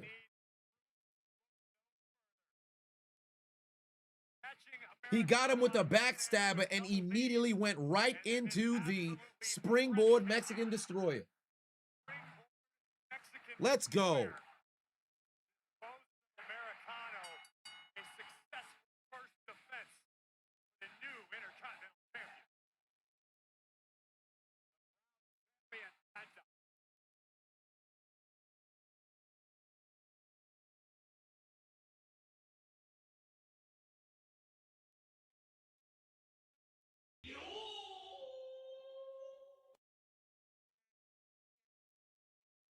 Oh, wait a minute. Stephanie's got a promo. Lo buena que eres. Puedo ver lo que has aprendido de todos los privilegios que has tenido. See everything you learned. Congratulations! I can see everything you worked for and all the skill you've gained from training with the best. Mr. What bothers me about you, LG this is just Stephanie talking about resubscribed for Liv, 17 months. isn't your stupid laugh. She does have a very stupid laugh. What really pisses her off is that she had all the tools to be great, but you're too ignorant to use them. You hide behind a trashy man. He is a trashy man. Dominic Mysterio is a trashy man. You send your friends to do your dirty work. Indeed, she does with big and sexy. She said, are you proud of that? And just so you know, we both had privileges, and those mud huts made me who I am. There's Stephanie beside her family. And she's proud of everything she went through. She said, because you were forged by people around you with experience, she was forged in hell. Oh, damn, look at them glute bridges. That's why she got that big booty. Steffi, big booty, Steffi. She said they both took different roads to get here, but now they both have the skill to be here in WWE. The difference is that she's become lazy. Oh my, she done called Liv lazy. I can see more in you than you see in yourself.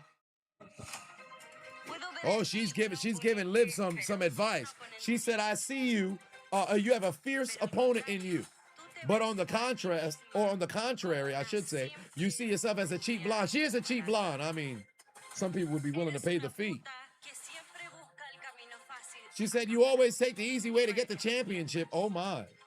You better bring all your years of training with you when you step in the ring with me, because at WrestleMania, I will bring the blood, sweat, and all my experience, and I will use to continue making history as your women's world champion.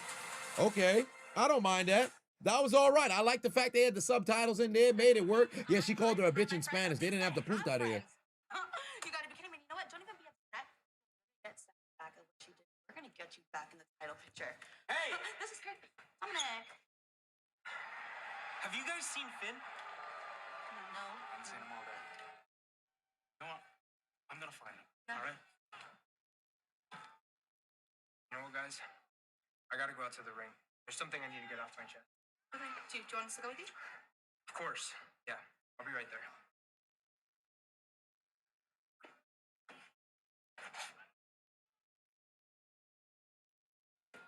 Liv did look rather delicious, if I must say so myself.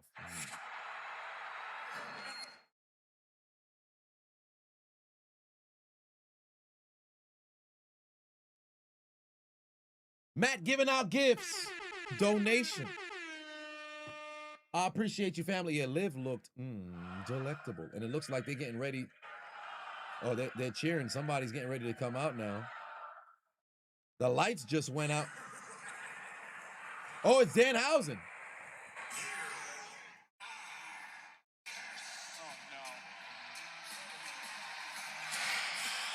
It's Danhausen.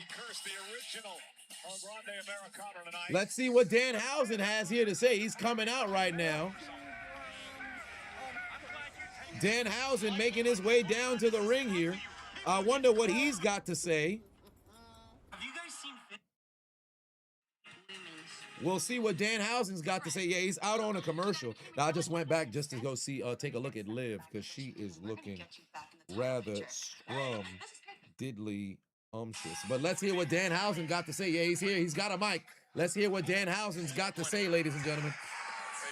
Boy, he is short. How short is Danhausen? He looks very small. Now, albeit we know he's a little lightweight. But, listen to this place. Hello, Seattle.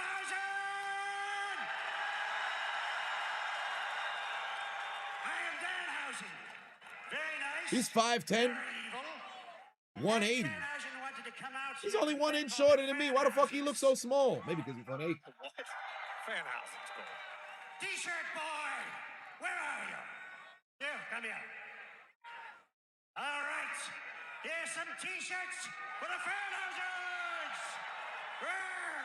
Oh, he's throwing T-shirts to the fans. Split them up. Oh my God, Corey. Grab one, Corey. Michael Cole. All right. If you didn't get a free T-shirt tonight, go to WWEshop.com and sell it out. Give it to the fans. Don't keep it for yourself. You are. So he came out here to say free T-shirts. This guy is lobbying to be in the Hall of Fame. So he gave it to the Fanhausens. Well, I'm not going to deny him. He gave out, and now he's running to the back. They didn't even turn the lights all the way out. That was a very weird segment. He came out to give out a couple of shirts he threw in bulk to the crowd in locations, and then ran to the back.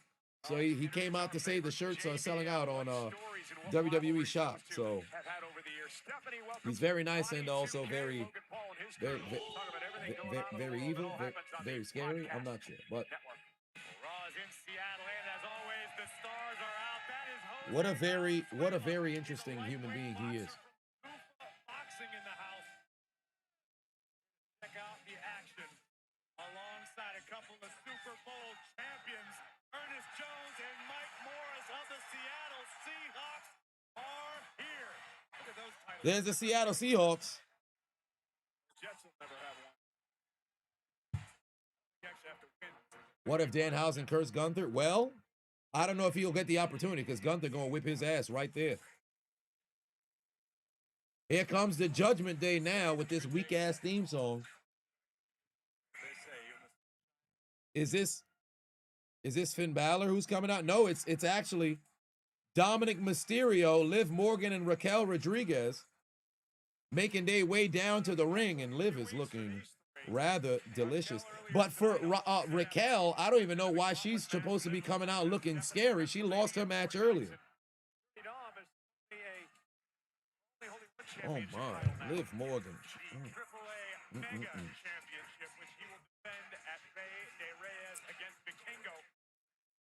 Every once in a while, you need some milk with your cookies. Every once in a while, you want some icing on your cupcakes. Listen, It's more dangerous. Umar Johnson. Okay, thank you. Listen,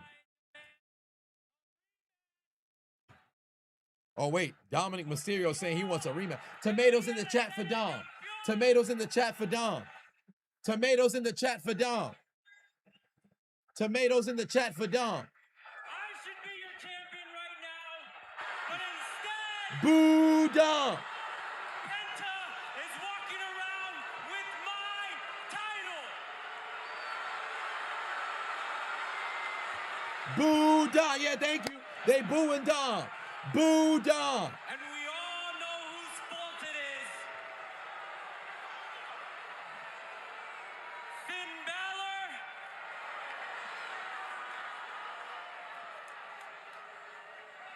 I didn't want to do this out here. I wanted to do this privately, but you're making me air out our laundry in front of everybody. He said it's Finn Balor's fault. Oh, here comes Finn Balor now. Hold on, wait a minute. Airing his dirty laundry in public, but here's the situation. This is what happened last week. Dominic was Finn Balor coming out, and he's got JD McDonough beside him. So the Judgment Day seems to be split smack dab in half. Oh, Jay Farrell commented on one of my posts. Oh, I think it was of the fuck was this guy's name again? Finesse 2 times. He said it's a Louisiana accent. don't do this. Dom said he wants to do it alone, and it ended up with a loss. It was a heat of the moment situation. I understand Finn trying to respect Dom's wishes. I'm sure Dom didn't really. Let's hear what Finn Balor's got to say. Hopefully, they're gonna finally break up the Judgment Day and let them go to war, bro.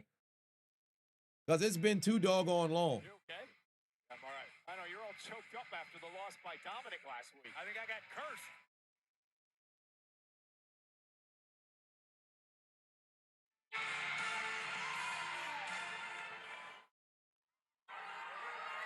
And where the hell have you been? We've all been looking for you.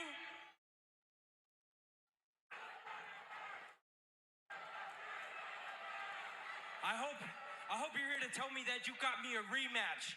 I hope you're here to tell me that you finally talked to Adam and you got me my rematch. Huh? Is that what you got to say? He needs to kick him right in the face. Nothing to say? Are you done, Dom? You finished? Did you get it all out? Look, about last week, you're right. If it wasn't for me, you'd still be Intercontinental Champion. So for that, I'm sorry. What do you want to apologize for? Don't apologize. But you see, Dom, I was trying to help. I was trying to teach you a lesson. See, Judgment Day, we're a family. And we're always going to have your back.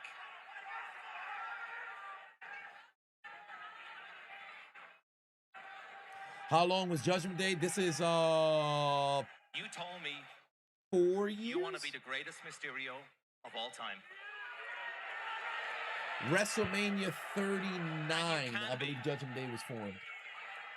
But to be the greatest anything of all time, you got to learn that sometimes you got to fight your own battles, Dom. No. 38. I'm tripping. 38. Sorry, WrestleMania 38. Sorry. For 2 years, Dom, for 2 years, I've been trying to help you. I've been trying to guide you. Because when Rhea beat Charlotte, she was already in the Judgment Day. I help. The more I try to lead you in the right direction, 4 years. the more I realize that 39 maybe was 23. your dad was right. He was right. Maybe you are just a spoiled little. He is a prick. He is a prick. That is true. Whoa, wait a minute. Yeah, kick him in the face, Finn.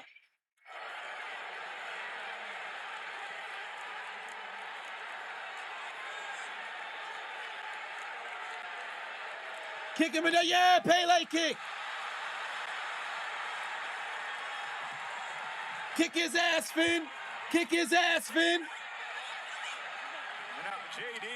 Oh, man, they holding back Finn. Come on, son. Let Finn go whip his ass. Let Finn go whip his ass.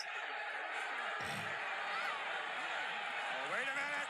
And a sling blade to There we go, Sling Blade. I want to see a coup de grace right now. I want to see a coup de grace right now.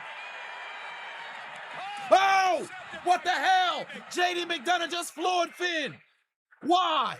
Damn it, why? That's your mentor, you son of a bitch. Why, you big-headed you douchebag? Why? What the hell is Liv Morgan hitting Finn for with them weak-ass punches? Oh, look, they jumping Finn. Oh, that's not right. That's not right.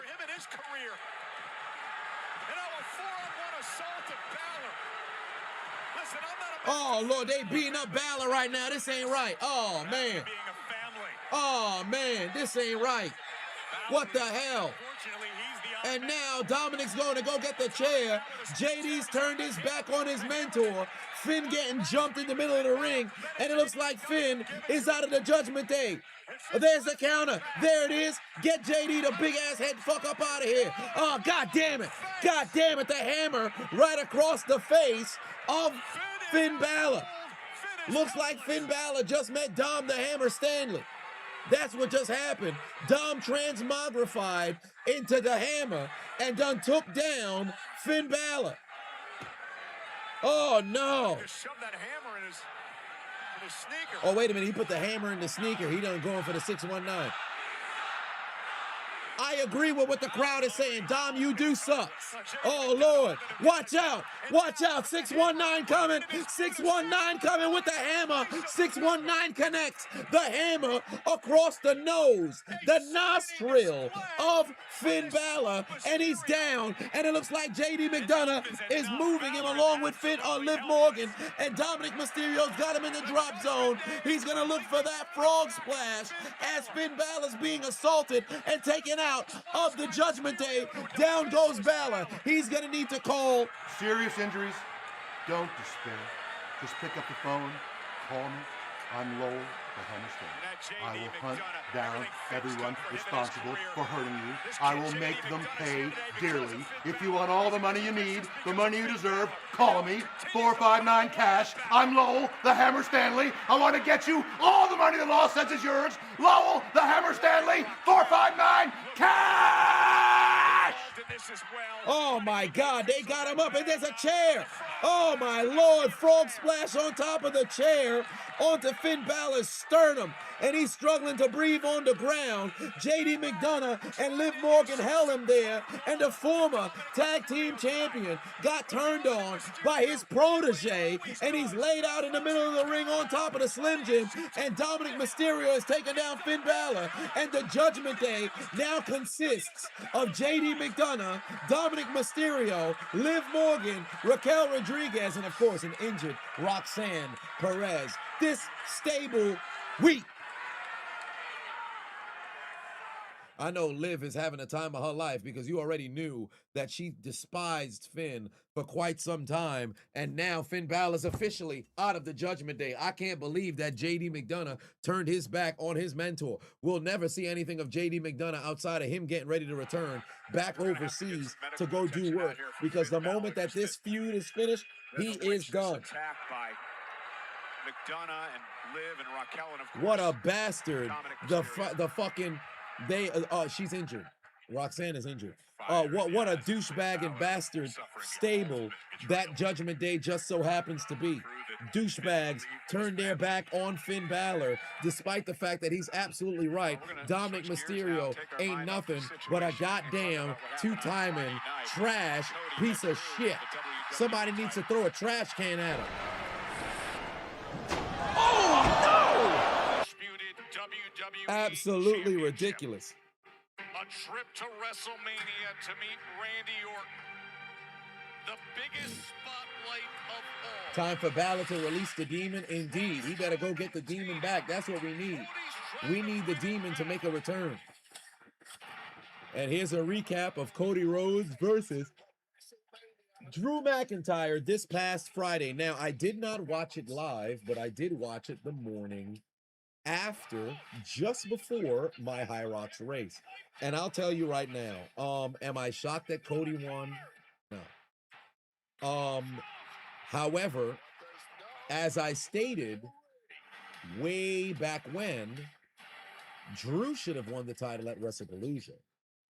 Drew should have been the champion for quite some time up until now to set the stage for Orton and Cody, because obviously the story is, well, Drew keeps getting involved, so then Nick Aldis said, you know what, fuck it, you're going to have to face Cody regardless. However, let's call a spade a spade. He lost Elimination Chamber. How is it that literally 6 days later, you get the goddamn opportunity to go and contend for the championship again? Absolutely ridiculous. Here's what I would love to see happen. Also, I think it'd be crazy for Jacob Fatu not to be involved in the WWE Championship as well. Solely because Cody lost the title to Drew. How? Jacob Fatu's involvement. Drew loses his title to Cody. How? Jacob Fatu's involvement. If Jacob isn't involved in this match and we just have a Jacob versus Drew at Mania, you're hustling backwards. You're hustling backwards. There's more than enough time to make this a fatal four-way, but there's no way Jacob Fatu doesn't get involved in what's going on, because he played a key role in both of the last two title changes. Jacob and Drew will interfere the contract signing 100%. 100%. It's reported to be Jacob and Drew. The fans can change that one up. The fans can change that one up, and they better. We all want a fatal four-way. And low-key, if you want to make stakes even higher, make it elimination. And have Cody get eliminated first. But of course, he is the top babyface, so it doesn't make sense to have him go out first. But if you really wanted to catch people off guard, fatal four-way and have the champion get eliminated first. That would be something. But, and the downside of Orton and Cody in this retrospect, because they both baby faces, there's not enough time to mess around and turn somebody heel. It just doesn't make any sense. They're both going to remain baby faces. Did they blur out prick? Yeah, I think he was probably supposed to say bitch, but Finn Balor isn't opted for cursing on television, so he probably said prick instead of bitch, because why would you blur out prick? I don't understand that. I don't know why they would end up doing that. Gotcha, bitch! Duke Adonis Gaming is now following. All right. The Judgment Day has booted Balor out of the group. Oh, it's Javon Evans. I guess he's also got to get his match for Mania if he can make it to Mania. All right, let's see here. Who is going to be meeting Javon Evans?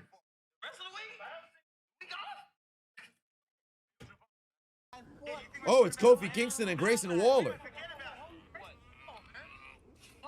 Can you sell it?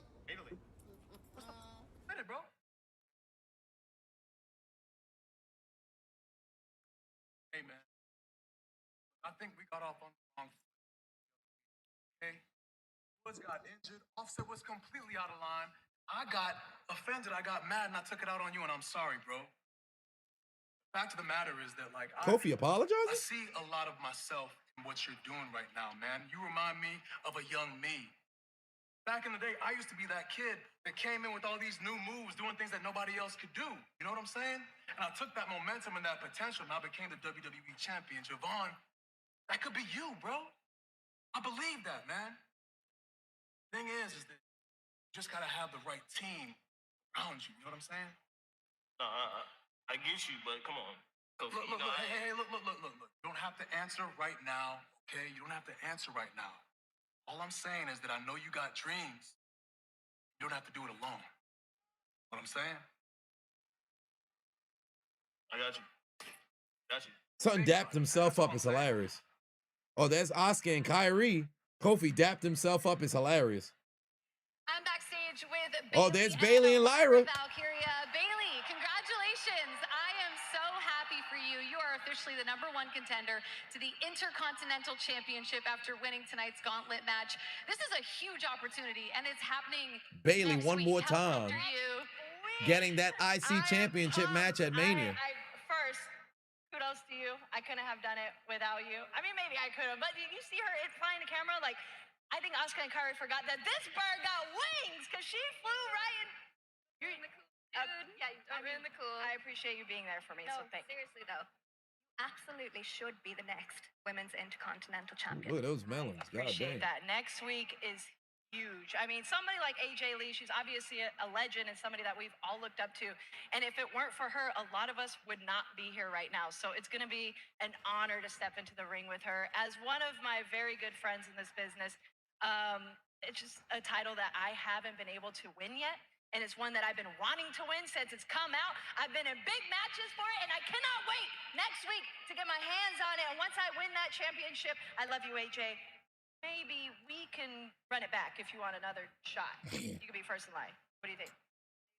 We'll talk about it later. We're going to celebrate, right? Yep. Fire up. Let's go. We'll talk about it. Well, congrats. Congrats again. You have fun firing up. All right, looks like Bailey is having a good time. One more time for the one time. Yeah! Damn, look at Big Booty Bailey, big Booty Bailey, Big Booty Bailey, big Booty Bailey, Big Booty Bailey, big Booty Baby. Dance control. Big Booty Bailey, big Booty Bailey, big Booty Bailey, big Booty Bailey, big Booty Bailey, big Booty Bailey. And from one chant to another, because ladies and gentlemen, you already know who's coming out now. He's the dangerous man in WWE, the ruler of WWE. It's Oba Femi heading down to the ring to whip somebody's ass. Good job, my brother. We rocking with you. Somebody is going to sleep. Some of them going to sleep for good. Oba Femi about to hurt somebody. Oba Femi about to hurt somebody. Yeah, he about to tell him, you bald-headed demon. Indeed. Indeed. That man about to get his ass whipped right now. Oba Femi getting ready to go one-on-one with Rusev, and this going to be a hard-hitting affair. He going to say, bald-headed demon. I said he's going to say, bald-headed demon. One more time. Bald-headed demon. That brother Rusev is in trouble. Man's getting ready to get sent to the Shadow Realm. I hear the Shadow Realm's lovely this time of year. Let's find out if it's true. Big meaty men slapping meat gotta come up right now. And Rusev thought he was smart to come up into this match. Bad situation. Tricky Trade put 2 on it.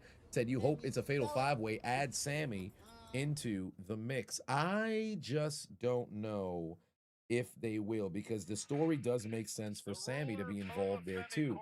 But I just don't know if that's going to happen. But it could potentially go down like that as well.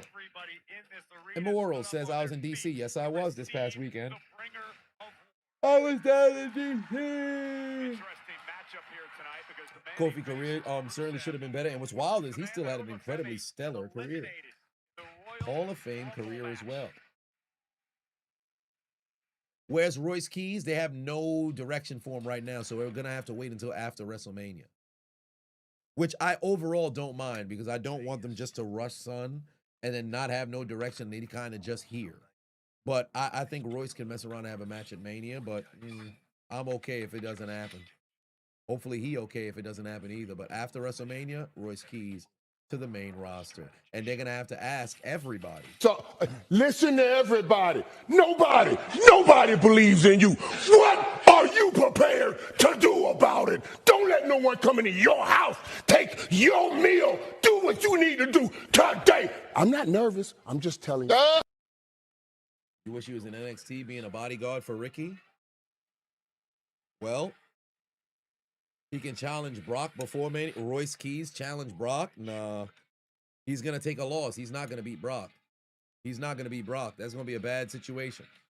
That's going to be a bad situation. Brock and Oba is the match for WrestleMania, in my opinion. I don't think you want to have Oba, or I should say, I don't think you should have you should have it be Royce Keys and Brock. No. Limitless TJ, you the only person who keeps saying turn up the mic. Fam, turn up your volume, bro. Turn up your volume, fam. Here comes Rusev. It's maxed? Fam, you might have some fucked up speakers, my man. You might have some fucked up speakers, my man. I ain't gonna hold you. Rusev, since returning back to the WWE, have had a underwhelming performance, if you will. Unpopular said, good luck on the next High Rocks World. Yes, indeed. Breaking an hour. I want to do the singles as well, but it's already sold out for New York. So if I wanted to do it myself now, I'd have to do it internationally, or if I can find somebody who is putting their ticket on sale for Miami or Houston in a few weeks. So I would have to see. I'd have to check maybe Reddit. There'll be some people who saying they ticket is on sale. I'd have to make sure it's official because I've never bought one off of like Reddit or something like that. Yo, if somebody got their ticket on sale, I'm gonna buy it and I'm gonna go down there and I'm gonna go have myself a time for the open singles. Only good run was his squash matches. And you think he only had 3? You think Rusev knew he was being booked to put people over? He just said he wants to wrestle and has wrestled more 1 year than he did the last 4 years in AEW. Really? He wasn't getting booked like that on AEW? Damn. That's tough. All I know is Rusev better make sure he's in a good spot because Obafemi is hoping to right through him. He's hoping to run right through him. Shot put champion, part of the next in line program here in WWE, the first NIL athlete to actually win a title in WWE, and now the man who has WrestleMania experience at Rusev. Oba tried to not laugh at Rusev. Well, ain't gonna be no time for laughing at this point. It's time to get physical. Here we go. Seven Obafemi. They trading lariats. Damn. They just straight up clothesline. Throwing haymakers, these could get downright primal. Two huge men as Obafemi runs into yeah, no bread, no water, just meat. Have a man that no fear, no matter who he's in the ring against. Heavy hands. Jesse. Hey, Jesse. So how am I doing today? What do I think about the free agents we signed today? I'm glad for whoever it was that Pittsburgh went and picked up between Pittman, Dowdle, those guys. I don't mind it. Funny enough, although it doesn't involve Pittsburgh, but Minka Fitzpatrick got traded from Miami to the Jets, to New York for a 7th round pick. You mean to tell me we couldn't throw our name back in the hat to go and get Minka back for a 7th round pick? They was willing to go and move, son. Like, come on, bro. We could have got Minka back. Nonetheless, we should have made a play to go see if we could get I know we paying Patrick Queen, so I understand why we didn't go make a move to get Tremaine Edmonds, but he's going to New York if I'm not mistaken. The Giants, that is, not the Jets. But I don't mind the pickups. But it's a big time physical matchup that we got between Obafemi and Rusev right here, Monday Night Raw, in what will be our final match of the evening because CM Punk is closing the show with a promo, and most likely it's going to be the Usos that come out to come and confront him, which would be very confusing because the Usos were on the opening segment of the show and we saw nothing of the Usos since. So how is it that the Usos are supposed to be looking for CM Punk, but we didn't see anything of them from the remainder of the show? Oh, wow, a spin kick onto Obafemi on top of the announce desk. Who that for life, Chris? In the building. What's going on? Patua said, Atlanta fans are in state after Tua signing. Big time kick there onto Obafemi. I guess the positive is if something were to happen to Penix again, at least the receivers don't have to adjust from a left-handed quarterback to a right-handed quarterback. Oh shit, big time choke slam. There's a counter right there from Rusev. Rusev with another big kick on Obafemi. Obafemi still hasn't fallen down, but he's incredibly staggered right now. Rusev going into the corner. Oba with an upper European uppercut. God damn, just took him down, but Rusev got right back up, and Oba's thrown Rusev. Oh boy, Rusev's in trouble. Rusev's in trouble. Obafemi's feeling it. He just lifted Rusev like a bag of dimes, and now he's got him up for a power bomb. Up goes Rusev. Down he goes to the ground. 1, 2, 3, victory. Devin Lloyd just signed with the Panthers. Shit. Obafemi with the W. What a physical matchup right there. A fall from grace indeed. Obafemi gets the W. You knew it was going to be hard hitting. You knew it was going to be physical. But I thought this could at least be a 2-segment match right there. I thought this could have at least been a 2-segment match, but I guess not.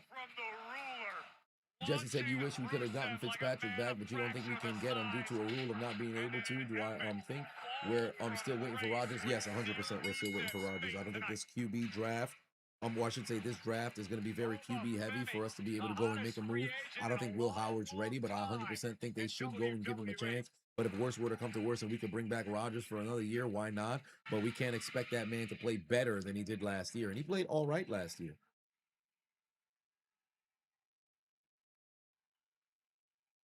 Obafemi with the W. Rusev back to being a jobber. I mean, yeah, son just taking unfortunate losses. Now, the thing is, I don't mind him putting over Obafemi, but the problem is, like, after he beat Sheamus, they should have did something with that. Instead, they had him go and then lose in important matches. Qualifying matches in the John Cena tournament, or I should say the tournament matches, he lost there. Qualifying matches for different sort of stuff, he lost in those. So they didn't do anything special. Brock Lesnar comes back to Raw next week. And mind you, remember, Paul Heyman got a curb stomp. So I'm very curious what's going to be, because Brock Lesnar is going to be talking. Paul Heyman's not going to be available. We'll see what Brock Lesnar got to say. He's going to have that mic. Intercontinental Championship on the line next week. Bayley versus AJ Lee. WrestleMania hanging in the balance. And a score to be settled once and for all. As the original. Oh, what do you know? El Grande Americano versus El Grande Americano next week as well. Next week on Netflix. And what kind of a mood is the OTC? Roman Reigns next week as well. Next week when he appears live on Monday Night Raw after the inflammatory comments from champ CM Punk last week. Roman Reigns is live. Chris Jericho still held captive in his AEW contract. Do I think he would have returned to WWE at WrestleMania? I thought he was going to come back at the Royal Rumble. All right, here comes CM Punk to close the show. We'll hear what he's got to say. I'm really disappointed that we don't have Roman advertised for today, but I would love if Roman just fucking pulled up. But you know the Usos are going to have to pull up here. The world champion is in the building. What do I think about the Patriots releasing Stephon Diggs? I'm not surprised given on he has that case going on. But if he didn't have that case going on, 100% he would have remained in New England because he had a solid year. There's no denying that he played an important role in New England being able to get over the hump and make it to the Super Bowl, despite the fact that they had a relatively weak schedule or whatever the case just so happens to be. Nonetheless, he played very well for Drake May. And they're going to need to go and fill that void and replace him. CM Punk in the building, ladies and gentlemen. The WWE World Heavyweight Champion is in the house. The Usos are going to jump him. I don't know if they're going to jump him, but they're 100% going to confront him.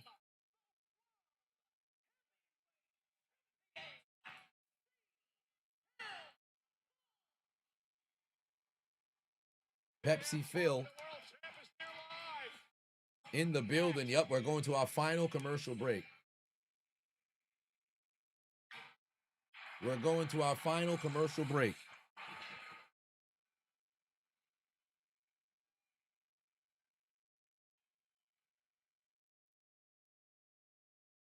Punk is definitely enjoying the title run. He might be done after this. Maybe might not be the champion again after this. This might be his final title run of his career. But one way or another, he's been doing very well as well. Good matches with Finn Balor. He was the it wasn't on the top of my mind when I was talking about the people who beat Gunther. He was the last man to not only beat Gunther, but the fourth man to, I believe, beat Gunther in WWE in the main roster. Of course, Ilya Dragunov's another one, but Sami Zayn, Jey Uso, Cody Rhodes, and CM Punk. Those are the four men on the main roster who beat Gunther. And he was the last one to go and beat Gunther. Also, we on the commercial break, so they don't want to start the promo for CM Punk until afterwards. So they got a minute and a half until we come back from commercial break. So CM Punk is just doing a loop right now and dapping people up. He went to go find the Seattle Seahawks, so he's dapping them up as we speak, walking over, saying hello to all of the fans. Oh, damn, the little kid ain't even noticed, so he's going around. He's got enough time to go dap people up. He went to the celebrity row. He still got about a minute, so he's going to go front row, go around, and just dap people up. He's saying hello. He's touching children in obvious, the appropriate way, taking photos with people, dapping up people in the front row because they got a minute until they come back from commercial break, which I absolutely despise the fact that they rushed him out here only for him to hurry up and get inside the ring. They could have taken some sweet time here. So he's just doing a loop during the commercial break, just dapping people up. No, the Usos 100% are going to come out. There's no scenario where he's not. Oh, he's going around. He's signing stuff for children. Signing another. This lady had a fearless Nikki. No. CM Punk, you should have burnt that shit. You got to burn that shit. This man got a SmackDown sign. My man, it's Raw. I don't care if you're 6 years old. Yeah, he's dapping people up. Now, is he signing the inside of a hoodie? I think he's signing the inside of a hoodie. Oh, damn, this person's sick. They can't even sign. Yeah, he's upset. They gave him a Sharpie, but he can't sign it because it's 13 seconds. They got to come back from commercial break. The head cameraman is giving him time right now. He said 15 seconds. Yeah, he about to get back in the ring right now. He's got to cut his promo. Whoever was in the red hoodie, I know they sick right now because Punk had to go inside the ring and get ready to cut his promo so he couldn't sign his stuff in time. You was expecting less matches, more promos in Punk's reign, but the matches are good. Yeah, he's actually been active, if you will, inside the ring, and I can't complain about that. How does he know it's a commercial? They communicate. What you mean, how they know? The cameramen speak. So the cameraman will be like, yo, you got 90. So let's just say if they were to say, yo, you got 90 seconds. So like 9-0. They have signals to be able to go and communicate. Referees, if there's no referees who is out right now, but they'd have the earpiece like, yo, you got some time. Yo, they at the commercial right now. Fucking do some shit. Loop around, right? Don't just stand in the ring. So let the time pass.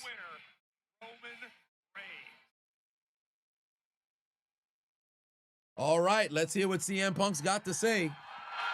World Heavyweight Champion in the middle of the ring, and you know what he's going to say. Ain't it great to be alive in Seattle, or what?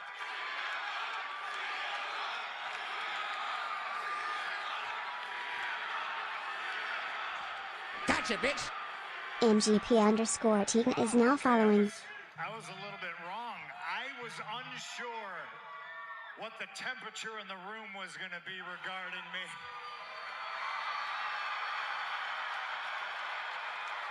But hell with it. Is it great to be alive on a Monday night in Seattle or what?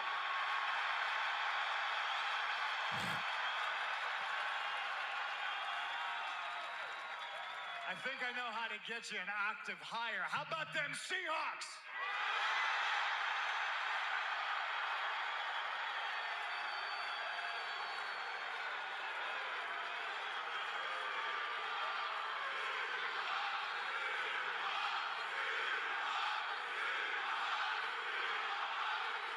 Cheap Heat Punk. Gosh, I thought some of you were going to be mad at me. There's some people that are upset about some things that I said last week. One thing in particular I heard was categorized as disrespectful.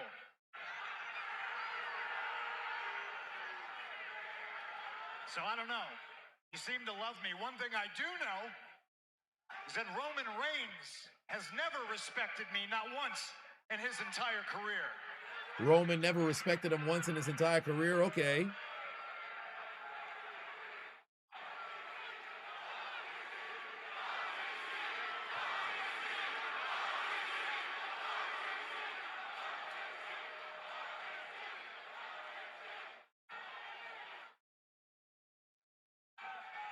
I don't know. Hold your breath. You might show up.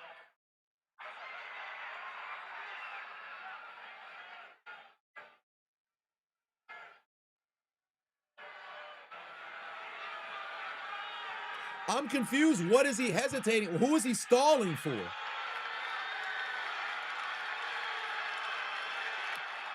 This is the main event of the show. It feels like they're stalling.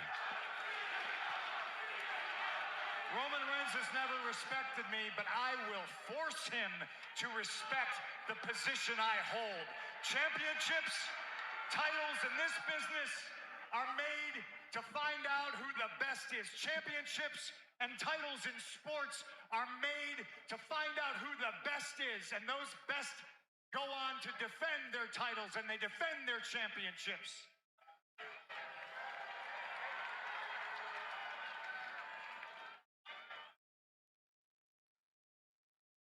This title in particular was created because Roman Reigns shunned his championship responsibilities and he refused to defend his titles.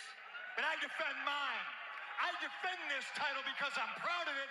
I defend this title because you deserve a fighting champion. Okay, that's fair. This title, I level it up. I level up the competition. If you stand in the ring across from CM Punk, you have to level up physically and damn sure verbally, because if you don't, I will leave you dumbfounded and slack-jawed like I did Roman Reigns last week. I level this place up.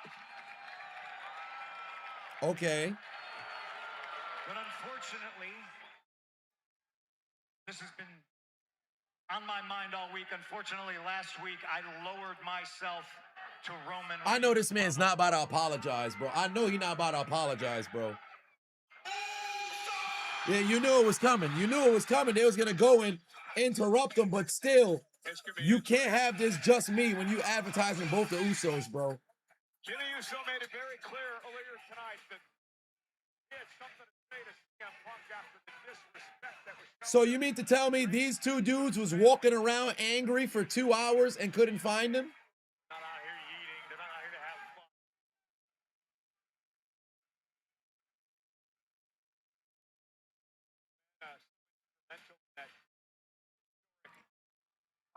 These dudes was walking around angry for 2 hours and they couldn't find this man? First off, Jey Uso was angry at the fucking vision. He didn't give a damn about what Punk said, at least to a degree. Jimmy Uso was the one who took offense, and now Jey is amped?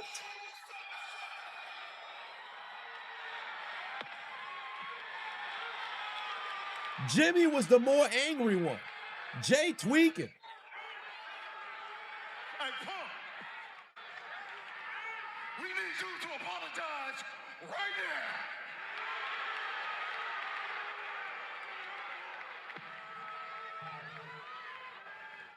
Apologize right now, Wolf. First off, Jey wasn't even like this he been yeeting forever. Now all of a sudden he want to go back to Crash Dummy? Sending his cousins out here in the ring to do his heavy lifting. Hey, look. He ain't sent nobody out here to do nothing. Came out here by damn self, Wolf. You better apologize right now, Punk.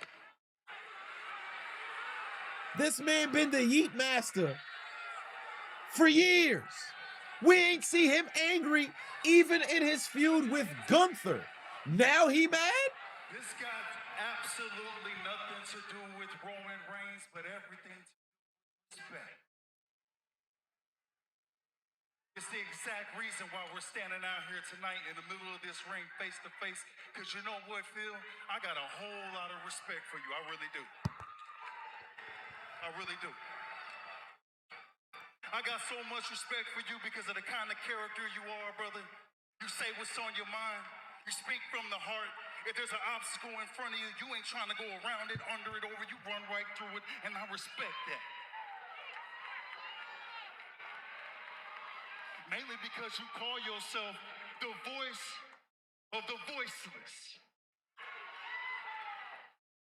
And you know what, man? You can speak trash about Roman all you want to, but what you did last week was disrespect our late uncle who has no voice. Yeah, he doesn't have a voice because unfortunately he's too busy. Too busy being dead. Unfortunately, rest in peace to the Wild Samoans. They passed, what, 3 months apart? So apologize. Ironically enough, Punk was actually going to apologize before they came out.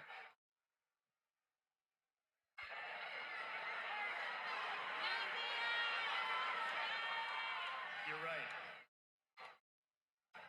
Brother's coming in a little bit hot. But you're right. Sika doesn't have a voice. And I'm not spiritual, but we're friends. And I know you are. Do you think, you believe he can hear me right now? Can he hear us? Okay, then I hope he hears this. And I hope you're listening. Because we're friends, and your entire family and me go back a long way, a lot longer than a lot of people realize.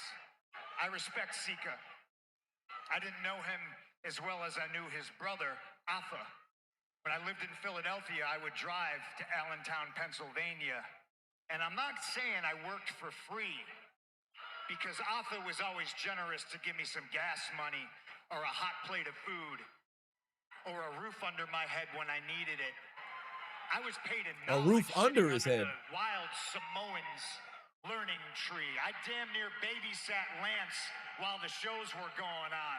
It was a thrill for young me to get to sit in the back of a pickup truck with the legendary Sammy, and have him drop knowledge on me. Boy, nobody asked for this shit. You gonna apologize or not? I respect everybody in your family, and everybody in your family in return has shown me nothing but respect, except that one son of a bitch. Now, if you think Sika heard that, then you believe he can see. And if you believe he can see, I know he sees exactly what I see. And that is what a lying, conniving, backstabbing, manipulative, gaslighting, egotistical, narcissistic, plastic politician his son Roman Reigns is. Man, he still don't get it. No, that's what I said. Still don't get it. This ain't about Roman Reigns. We need you to say, sorry. Boy, Jay, why is Jay so amped, bro? Like this shit, it don't work, because this is a complete polar opposite from what we've seen for weeks, and he didn't even have this targeted anger at the beginning of the show towards Punk. It was Jimmy, bro. So how is Jay? I'm confused. What was the conversation between Jimmy and Jay between the 2 hours from the opening segment now to the closing segment? If Jay was like this from the beginning, we good. But he said he ain't even really give a damn at the beginning of the show, bro. He was on that booger sugar.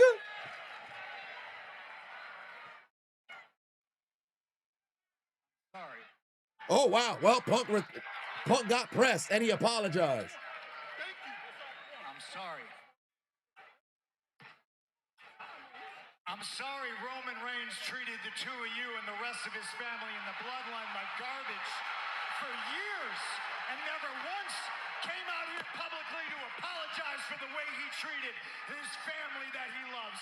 I'm sorry that Roman Reigns disrespected one of my mentors, the great American Dream, Dusty Rhodes, the father of my friend Cody, when he called him irrelevant and is somehow not on the hook for apologizing, but I am. I'm sorry, Usos. I'm sorry that Roman Reigns has tricked you and the rest of the Samoan family and all these people and everybody watching around the world, that he gives a single damn about any of you or any of this, because if he did, if he cared about you or the people or me or this company or this business, I'd be standing in the ring talking to him right now instead of his young boys. Whoa, young boys. Oh, wait a minute, young boys. Oh, damn, they done beat up Punk. The tag team champions done put their hands on Punk. Jimmy Uso just punched Punk right in the face. Now, I don't mind that. First off, why were they dapping each other up? Why'd they dap each other up once and said sorry? Like, yeah, we pressed that man. See, this is I don't mind the fact that the animosity is there. I just wish it was a situation where it was organic. I like that interaction. I do. But this can't be what ends the show right here. They're running the credits, but this can't be what ends the show right here. This would have been a perfect opportunity to have Roman Reigns' music hit, but we know he's not advertised for the show. If this shit ends it right now, I'm going to have a world of shit to say, bro. That's all good. That's all good. Look at the bags underneath Punk's eye, bro. Are you kidding me? That's how we end the show, bro? Come on, man. Come on, man. All right, let me give you my thoughts right now. Let me give you my thoughts right now, because I take this a little weak. I ain't gonna hold you. It's a little weak. Now, the Usos and Punk have history. There's no denying that. We all know that. They were War Games tag team partners, everything of that nature, right? Makes sense, right? Here's where the problem lies. We know the Usos and the Anoa'i family band together heavily, even despite the fact they'll be at odds. Solo, the MFTs, Usos, Roman Reigns, all that other stuff going on. But we know they band together when the family is disrespected. When Punk had the promo made, we saw the Usos come out not to say anything on SmackDown because, of course, you know that's not their show. What was Solo's role on SmackDown this past week? I believe there was a promo that was delivered by the Wyatt Six. Solo had nothing to say. We open up the show with the Usos coming out to the aid, or I should say, to go and attack the Vision, right? They came out to come and aid LA Knight. They end up having a segment with Jackie Redmond where Jey Uso appears to be in hot pursuit, wanting to connect on that 1D on Logan Paul. And when Jackie Redmond had asked him, what about what Punk had to say? He said, I ain't even worried about that right now. This ain't even about Roman. He seems so much more focused on getting his hands on the Vision. Jimmy Uso was the one who said, hold on. And what did they do? They reversed and pivoted from heading towards the left and went towards the right. I got no problem with that, right? But within the 2.5 hours, we never saw a discussion between the two to where Jimmy spoke wisdom and sense into Jey to retarget the anger. Furthermore, we didn't see any interaction or search between, no, I'll get to that in a bit, but we didn't see any interaction or search between the Usos and Punk until the main event. Punk was in the midst of what appeared to be an apology. Usos music hit, which is incredibly stupid because why do you have just me, Us, Jay's thong, when it's literally both the Usos? It's not just you, Us, it's the two of you guys. But that's neither here nor there. The Usos then make their way out to the ring and verbally excoriate Punk, wanting him to go and apologize. Jey Uso appears to be completely off edge. But the problem with the situation is, how is it that Jey Uso wasn't this apoplectic? He wasn't having a conniption at the start of the show because of the disrespect to Sika. It was because of his absolute anger towards the Vision. So you mad at the Vision and now you redirect your anger towards Punk for what he said? You should have been upset about that from the jump. That makes you look like a phony. Jimmy at least showed a bit of anger early. All that being said, they request for Punk to go and apologize, as we saw. Punk gets into it and indeed does say that he's sorry. I love the fact that he took a pause before redirecting it towards Roman. This is where I like the fact that the Usos put hands on him, because in between that moment, on 2 different occasions, Jey Uso said, this got nothing to do with Roman. You disrespected the family. I appreciate the context there, because Punk continues to talk about Roman and retarget it towards Roman, rightfully so, because there's no denying that he was gaslighting the family, manipulating the family over the course of the past couple of years. I loved the nugget in mentioning Dusty Rhodes, because how is it if you claim, yo, you can't stand disrespect to the family? Oh, so I forget who the artist is, but it's cool when you do it. It's a problem, or I should say, it's cool when I do it. It's a problem when you do it kind of situation. Where when Cody was getting his father disrespected by Roman, what did the bloodline do? They stood there laughing. They stood there looking cool, calm, collected. They had no problem with Dusty getting his grave stomped on. All of a sudden, folks start stomping on your folks' grave. Now you ready, you amped, and you upset. Makes you look like a hypocrite. That's fair. Great point made by Punk. But for the Usos, my confusion is, bro, we had an incredible long delay to make it to this very point. So what, finesse 2 times? Damn, shout out to the Ninja Turtle. So one way or another, I like the fact that we saw Jimmy go and deck Punk. I like that. Because you can see in that moment, it's like, yo, bro, we cool, we boys. I don't want to have to do this to you, but I got to do this to you. I don't mind that. And you see the lack of retaliation from Punk because he's looking at it like, yo, I understand why you did this shit, but bro, you just put your hands on me. Now we going to have a problem. So all I know is next week, Roman is advertised for the show.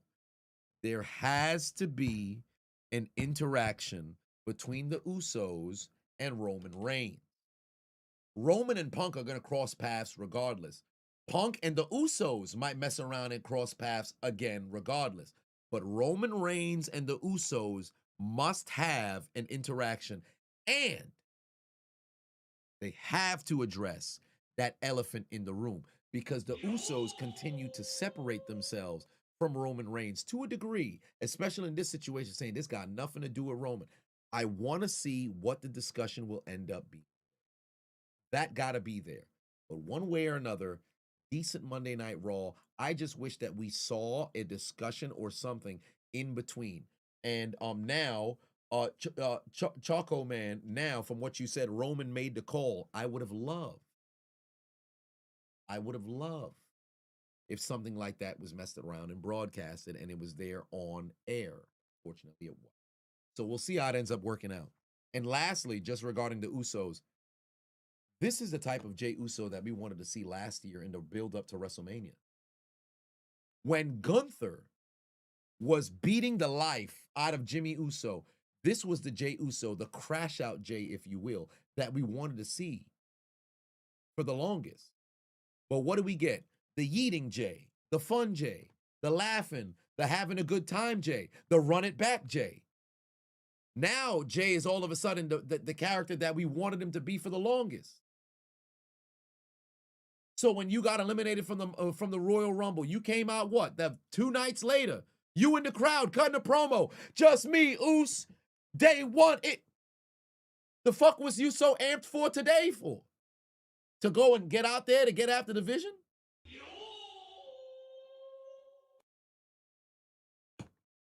My thing is just the chronological motion of the story.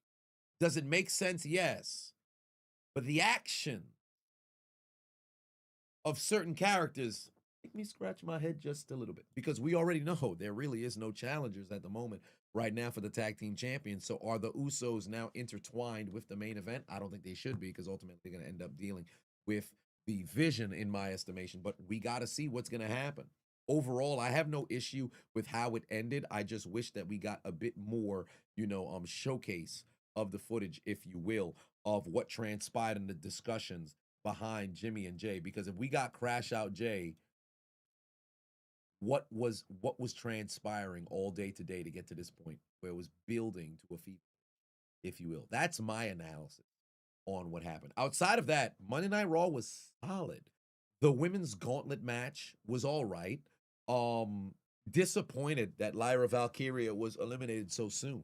And she took an L early to Io Sky. Raquel Rodriguez then came out second, and she too took an L to Io Sky, then proceeded to assault Io, leading to Ivy Nile coming out, getting the roll-up pin on, or I shouldn't say roll-up, she just pinned Io and got the victory. But then Big Booty Bailey made her way out, took on Ivy Nile one-on-one, and it was a very good match. But Ivy took an L. Bailey got the W, and then Asuka went one-on-one with Bailey, and Bailey prevailed. And it will be her versus AJ Lee next week. Penta defended his Intercontinental Champion. It was supposed to be against the original El Grande Americano, but Danhausen said, "You are cursed." And somehow El Grande Americano 2.0 came out. And they had their match, and Pentagon Jr., Penta, got the W off of a magnificent springboard Mexican destroyer to retain his championship. And that was very, very well executed.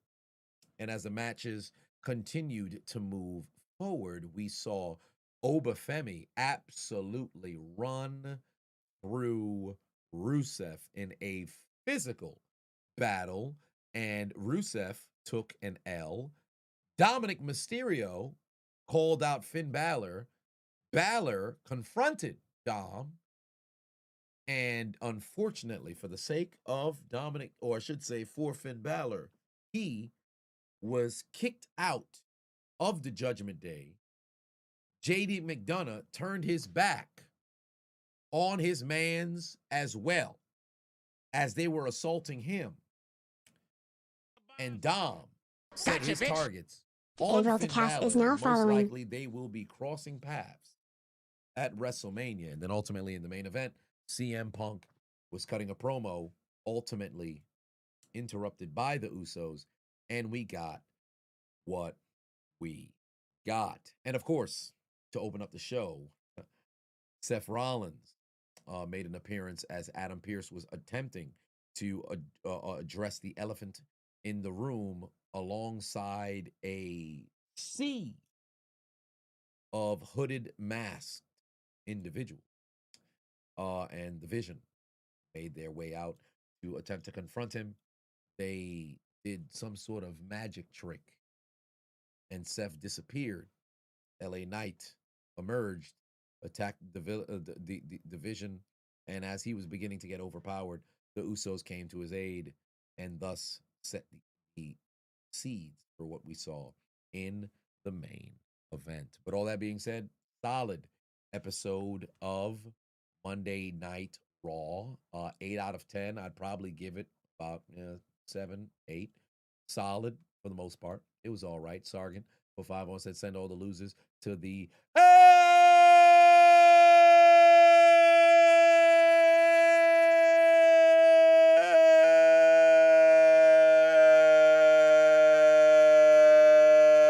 train. And the winners would go where? After I get that W. Dun, dun, dun, dun, dun, dun. That's ultimately what they ended up going out there and getting. But for whatever reason, I'm 100% sure that Jey Uso was tweaking out there because that brother could not stand still. I don't know if he was trying to get in his steps or he happened to go out before the match and get himself. You buy 14 grams of crack. Then you sell it. Who was on crack? Now go home and smoke some more crack. Oh, nigga, give me one more gram. Tell me that dope. Oh, please. Tell me that dope. Oh, nigga, give me one more gram. Tell me that dope. Oh, nigga, give me one more gram. Tell me that dope. Oh, please. Tell me that dope. Oh, nigga, give me one more gram. Tell me that dope. Oh my. Oh my.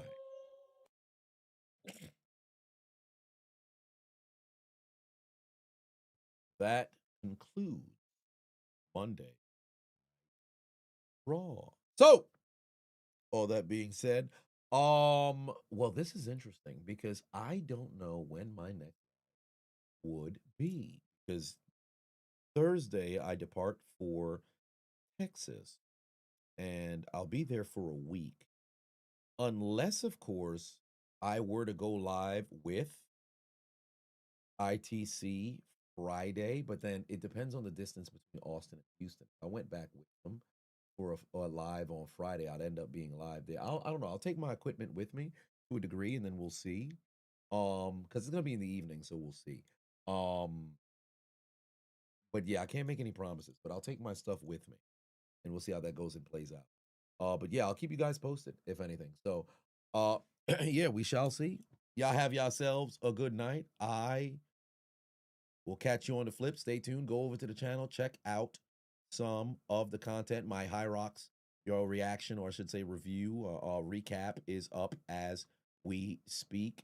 And as always, appreciate y'all tuning into the doggone stream. We shall discuss in the comment section what's going to transpire moving forward as we continue the road to wrestle. Y'all have yourselves a good night. Eddie! Take us. Good night. Suck my dick. Bye-bye.